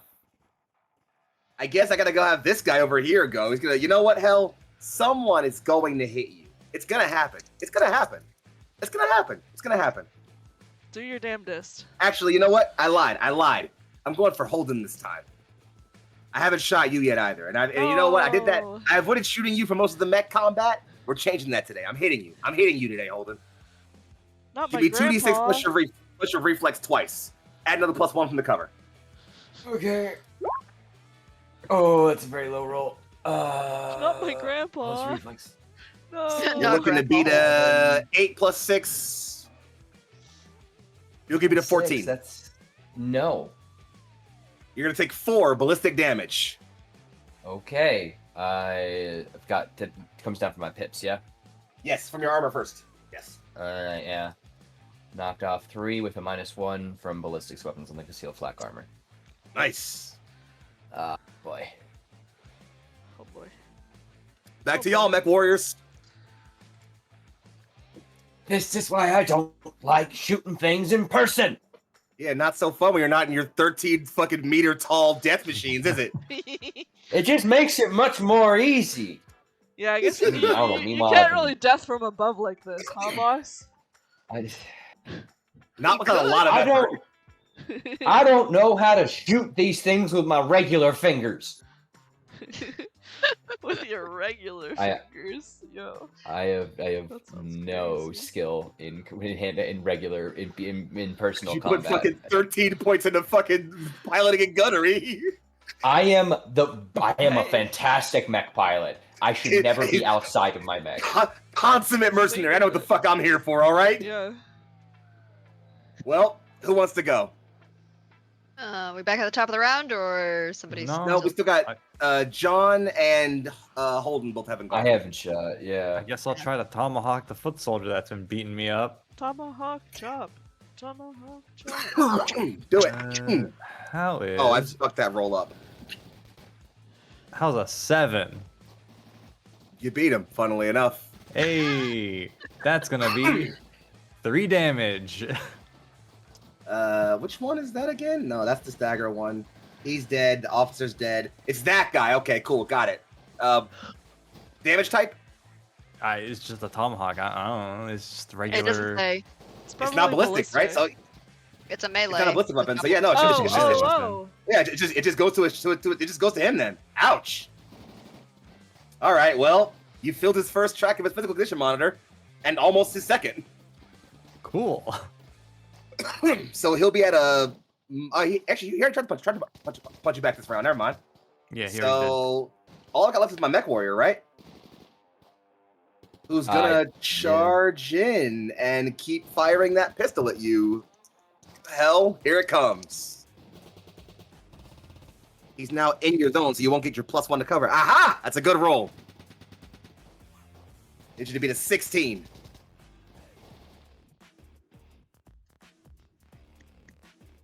Let's see you do it. Let's see it. Let's see you do it, mech warrior.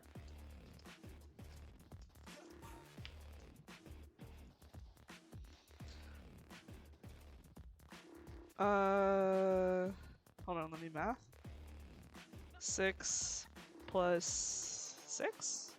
Yes? Mm-hmm. Because he's in the same thing, right? So I don't get Yep. cover. So 12. I hit you! Yeah.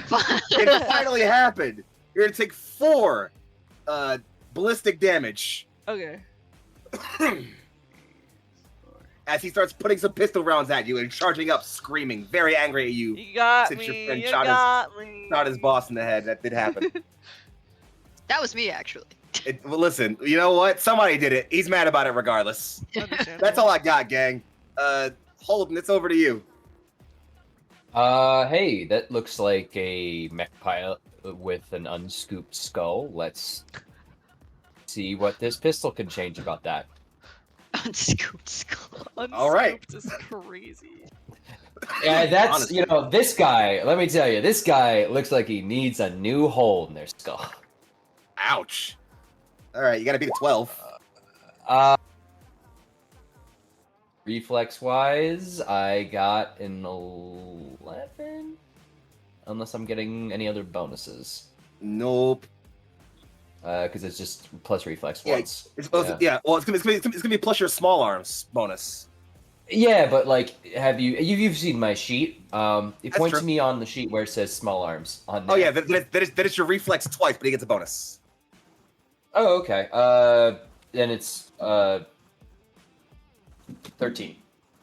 Then I need to make sure so he would be 12 plus the 2 from you using unpopular skill, so 14. So he would still Yeah. dodge you. All right. In that case, I think now we're back top of the round. Yes. Yes. Damn. Already in like round 5. You see how fast this goes, gang? Shoot him up. Oh, okay. I guess we're gonna shoot the guy at the bottom again. This guy. Please do. Not great. How does a 7 look?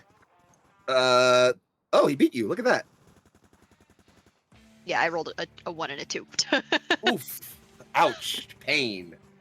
Well, Yeah. his turn to shoot back at you. Oh, that's not bad. That's a not 15.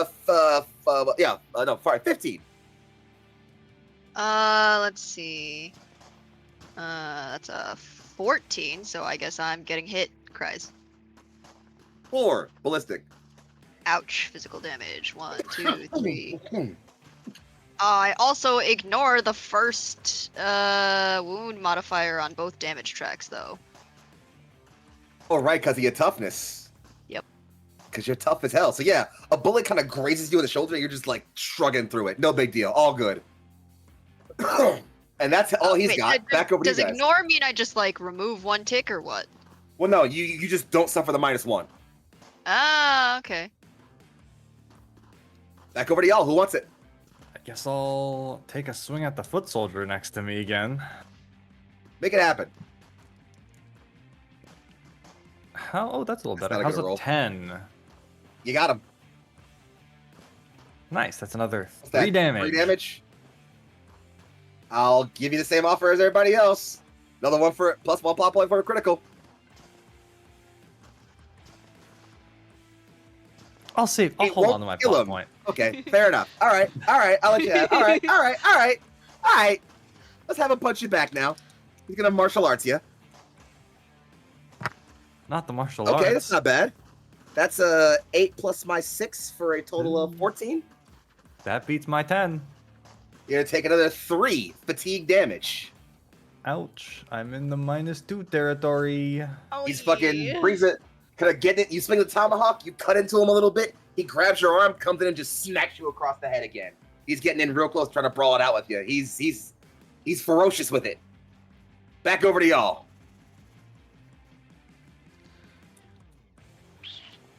I'll take a pew pew at the guy that just pew pewed at me. No, please don't do that. No, fine, go ahead. This dog bites back, baby. Here's a 10 plus a 5 is a 15. 15? Yeah, 15. Yeah, you beat him. That's another 6 ballistic damage.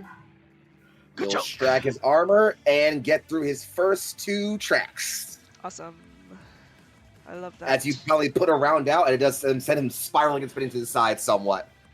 I love that. Who have I got left? Let's go with OG up top here, who hasn't done anything yet. John, you're looking submissive and shootable. Uh-oh. I don't like the sound of that. Submissive and shootable is crazy. You are getting a +1 for cover here, unfortunately, so I can't deny that one. I dropped my dice. Well, I do have Oh, a -2 no. for fatigue, though. Uh-oh. I got a 7 plus my 6 for a total of 13. Cool, I got a 10. You're going to take another 4 ballistic damage. Ouch. There goes my armor. And then I'm now at a -1 from physical as well. So do I have a total of -3? Yeah, you do. Nice. Yeah, you do, boss. It's Owie. getting rough for a light show over here. It Oh. sure is. That's all I've got, though. It's back to you guys.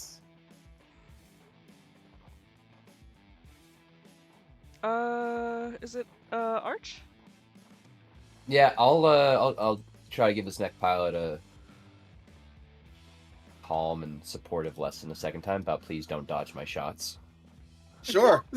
I'm really not good at this. Please don't. Oof. So that's a 12. Yeah, even But, with this +2, that's not he gets a enough. bonus. Nah, you got it. Oh. Even with the +2, that's not enough. 4 damage. Do you want to spend a plot point for a critical here? It will not kill him, but it will stagger him. Yeah, let's do that. Let's go for it. You spend a plot point, you bang, put a round, and that round just slides right through the middle of his side. You can see him kind of and fall over on his side. And while he's still kind of like scrambling, trying to get to his pistol, that thing goes spiraling across the side. He is effectively, let's say, out of commission. Which I Oh. believe. I always feel Good. bad when that happens. Well, it's back over to me, and I don't have any more guys to use, so I think that means it's top of the round, guys. Honestly, Go hold on, yet? let me make a morale check, actually. Oh, yeah, no, they're getting the fuck out of here. Yeah, they're done. They're so done, actually. In fact, I'm going to spend a plot point to let one of them go first this round and just go ahead and get the fuck. Actually, I'm going to spend another plot point so he can move twice. He wants to get the fuck out of here. They're so done here, actually. Understandable. We are kind of committing a murder. And yeah, it seems like the gunfire is running down. They're breaking and running. They have no more command structure. No one's holding the morale down. It's up to y'all if y'all want to keep this fight going. But you know, Ares conventions, mercenaries code, and all that. I don't know. It's up to y'all. I mean, they're running. Wayne's not doing anything. Hell will look to Yeah. Wayne as like a.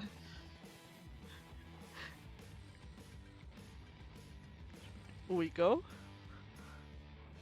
More bullet. More More bullet. bullet. Done here. Let 'em go. Let him. Yeah, come on. Well, the sounds of combat slowly dim to a quiet as the rest of the defectors clearly begin to break route and flee out of every escape they can, clearly recognizing that they have no longer have the ability to hold this place.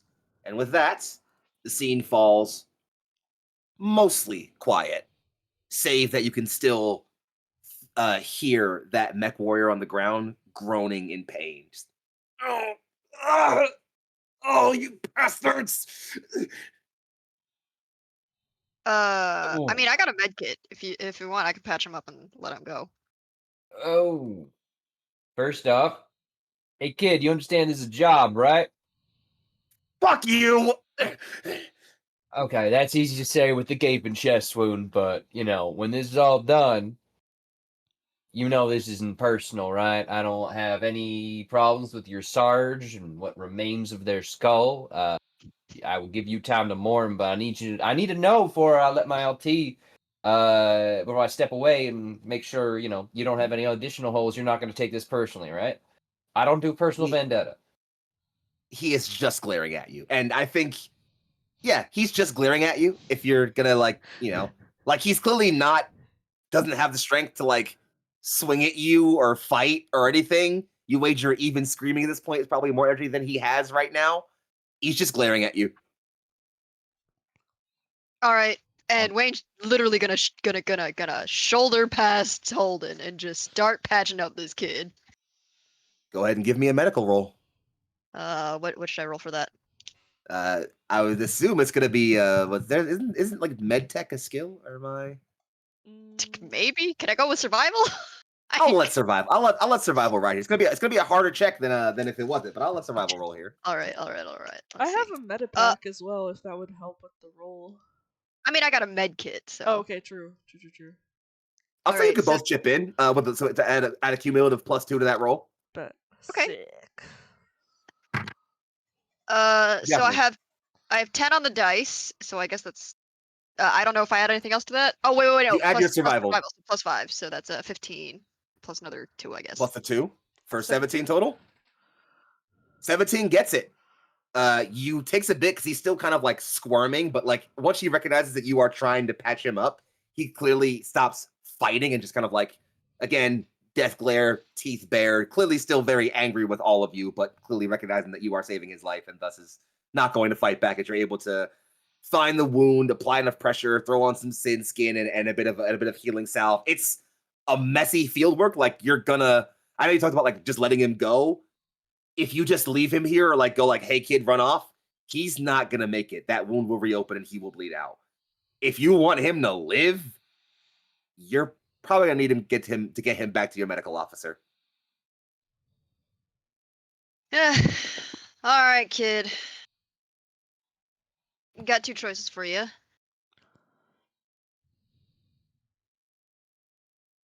Fuck House Merrick. Anyways, we can either we can take you back to our med officer and you'll live, or, well, if you try to get back by yourself, you're probably gonna bleed out. Your choice. Doesn't sound like much of a choice. Well, third option is we could put a bullet through your head and you'd, be quicker at least. So, or you could try and radio your friends, but again, I don't know how well that's gonna go for you. Not my first time being a prisoner of war. Kid, if we take you to our med officer, we're just letting you go afterwards.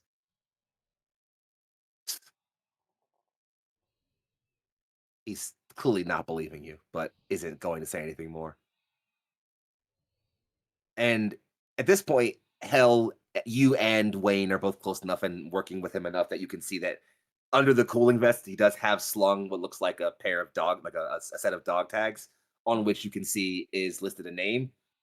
It's and a rank. You are looking at and speaking with Private First Class Takeshi Sykes.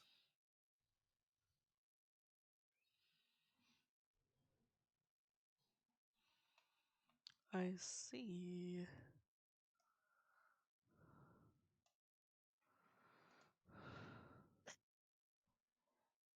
Well, shit.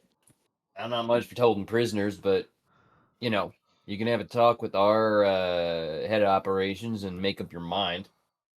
Unless you like the thought of bleeding out, I'm not partial to it, but Can I do kind of like a charisma roll or something just to try and get across, hey, you are free to go afterwards. We don't give a fuck about you. I'll allow it. All right. Let's give it a go. We'll see how well it goes. All right. Okay, so I got 10 on the die. Plus 3 charisma, and I guess if I doubled, that's so it'll be 6. Yeah. So 16 total. Yeah. 16 is what you were looking for. And again, it does seem like whether or not he truly believes you, he's in enough pain and losing enough consciousness that he's no longer really trying to like argue or fight about it. At this point, he's heard medical officer enough to recognize like, all right, these people aren't going to kill me at least. Fine. All right. I guess we'll just tourniquet and bring him back to the med officer. Over comms, you can hear, "This is Noel. Did you pick up a stray?" Oh, he's probably real pissed at us, but yeah. Ugh. Stand by. Patching the dock in. And eventually you'll hear a voice kind of come over your comm, which is, of course, Dr. Shane Halbert, your medical officer. Doc, What's that got a sound present like? for you. Oh, a prison. How many bullet wounds this time? Just one, I I don't think. understand how this man can sound so excited. Well, sounds like he's in at least one piece, primarily. I'm sure I can probably get him functional. That's the good news. Bad news is I wouldn't get too used to letting him run off so fast. I'm gonna need some time to patch that wound up. He's gonna be with us for at least a few weeks. Hate to say it, but Noel's right. We picked up a stray. Oh, good. Great. More mouths to feed. It's a good thing Farmer got all those potatoes then. My head's killing me. Yeah, you took a What? You hit, eh? get banged up over there too? Hmm?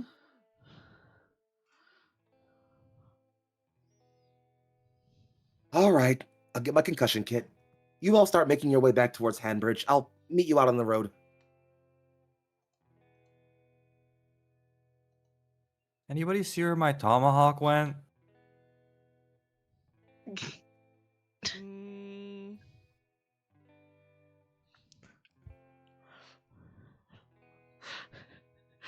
Did you? I don't know. It's up to y'all. personally, I don't think I was a little distracted shooting things. Honestly, I I'm can't lie. fairly certain the first one was aimed at this guy over here, right? So it's probably right next to Holden. Fair enough. I will say, though, if y'all wouldn't mind, I would like a nice single last little round of perception rolls just to see if you see the tomahawk and/or anything else you might want to get your hands on around here. Yeah, I mean this is a pretty fancy warehouse, you know, and oh, that's Call it another hazard double pay. sixes. Hell Wow. yes. Love that for you. 17. Oh, I should probably roll against you, huh? Uh, Yep, nowhere near Please that. Don't. Give me some others, by the way. Anybody got any other ones? I got rolled a a- 10. I rolled a 5. I got a 4. So I'm hearing nothing good, huh? Nope. All right. Well, Well, unless you want to roll something besides perception. nope. It's fine. My eyes are only good for shooting things. So, Holden, you're all looking around trying to get a sense of the tomahawk, and you actually do manage to find it. Again, while Farmer did throw it at the guy that was next to you, it, if you recall, ricocheted off and then went to his side. It actually ended up embedding itself in, the side of something else, another like large kind of like rectangular container in the hangar or in this warehouse. And you do manage to kind of go and get your hands on it. And it's as you're kind of like pulling at it, you recognize that you kind of like lift up a flap and a bit of a flap that's kind of covering over the container you're looking at, and then you recognize, oh hey, this is the container the kid ran out of. And at that point, you recognize, well, I might as well see what's in it. So you give a nice hard tug on that tarp to see. I mean, let me not assume. Holden, do you give that tarp a nice hard tug? Yeah. I want goodies. New toys. Well, I won't leave you in suspense then, as while damaged and clearly missing a fair part of it, in fact, his whole left arm appears to have been mostly blown open and is hanging by a few threads of myelmer, and its armor is pitted everywhere and damaged, you do see, sitting in the mech bay, or in this makeshift mech bay, a Gladiator GLD 4N. Probably his. Oh boy. GLD 4N. Mm-hmm. Let me tell you, the Gladiator, not the most common mech chassis you're going to find around here. Decently rare. Yeah, that's a nice one. I mean, I was a stray once too. Maybe he can be tamed.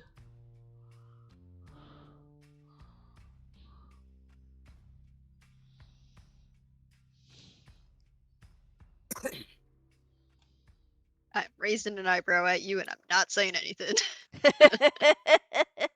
Ah, look, they're clearly part. They're part of the same whole here. So why not just throw it on? I mean, what's the worst that could happen? You said it, not me. I did. But yeah, it's coming with. Mm-hmm. Well, seems like most likely your best bet is just going to be, even though you were planning on, not holding this place, your best bet's probably just, get back in touch with Weasel, let him know, hey, that mech that's hanging out in that warehouse, that's ours. It's our haul, don't touch it. And then when you get your transport, you can probably go and get it loaded up on one of the two Battlemech recovery vehicles you have coming with you. It doesn't look good.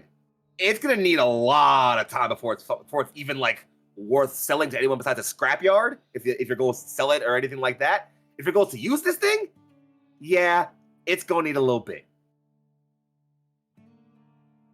Either case, as you are making your rounds and getting yourself set up for an evening away, having come away with one more stray and apparently their equipment, you notice that on that Battlemech, Holden, in fact, you see it as you're closest to it, emblazoned on the kind of the left chest plate, just under where that heat sink is a small carved symbol that is easily enough recognizable for anyone who's been, notable enough around the Inner Sphere. If you looked around, there's a carved sort of circular emblem that is engraven with an almost serpent-like figure in the middle of it. You might even call it a dragon. In fact, looking at that symbol, you recognize that it's a symbol of the Draconis Combine. Combine. Karina territory. Gladiator is their baby, basically. It's a platform they love a lot. And suddenly that, not my first time being a prisoner of war, starting to make a little bit more sense. All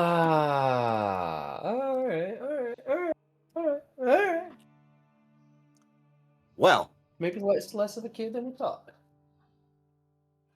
with that information gained, a new stray acquired, and a slight favor done for you to gather the information you need, you have a target. All you need now is a plan and a heist. And with that said and figured out, I believe this is where we bring tonight's episode of Blood and Currency to an end.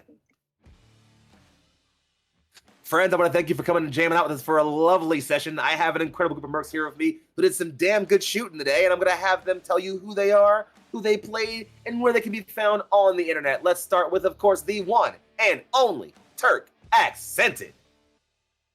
Hey everybody, like Foxy said, I am Turk or Turk Accented with enough levels. You too can be as sick and tired as I am. But I'm constantly improving, getting better, so it's your excuse. And if you want to see more of me doing that, then of course you can just log on right here to Neon Lights Roleplay, where I GM and run both Oathsworn and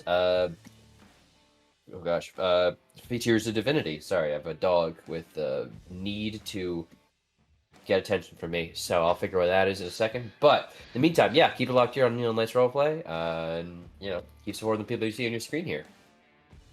Thanks for joining us for tonight's session, Turk. Let's pass it on over to the one and only Egg-chan. Yo, I'm Emily or Egg-chan, and I had the joy of playing Hound. And you can find me here in 2 weeks for Jump City. Yeah. Yeah, it's gonna be a good time. Passing it on over to the one and only Lucian. Hey, it's me. I'm Lucian. I played John Farmer, Call Sign Light Show. You'll find me here again next week doing Steel and Arbor. It's true. We love a little Starber around here. We sure do. And last but certainly very, very far from least, it is of course the Neon Lights exclusive, Michelle. Hey, it's me. I'm Michelle. I played Wayne Dusktreader, and you can find me here with Lucian for Steel and Arbor next week. It's Thursday. That's it. It'll be a good time. And friends, if you haven't figured out who I am by now, I'm Young Foxy, aka Big Foxy, also known as your favorite Fox Phillies finest. I'm all over the internet at Young Foxy. It's YUNGFOXXII, sometimes with the underscore in the middle of it. And I will be found right here on the Let's Roleplay again next week for, again, Steel and Arbor, as already mentioned, but I'm in all kinds of shows. In fact, every show that's been mentioned on your screen so far is a show that I'm also in. So if you want to see some more of me, come hang out here with us. But if you want to do a bit more of that in particular, please feel free to come join our Discord. Link is going to be found in the chat right there in just a moment. And then you can find some awesome people who hang out, who meme, and who goof off. And we even, in fact, pick players for our new games there. We have a casting call going for a lovely little thing coming up very soon right now. So please join us, hang out with us, and come see what we're getting into. With that said, friends, remember to fight the good fight. Keep your cockpits locked in and your weapons hot at all times. Take care of yourselves, each other, and everybody else around you. We've been Neil Let's Roleplay. This has been Blood and Currency, and you have all been incredible. Have yourselves a wonderful night. Take care.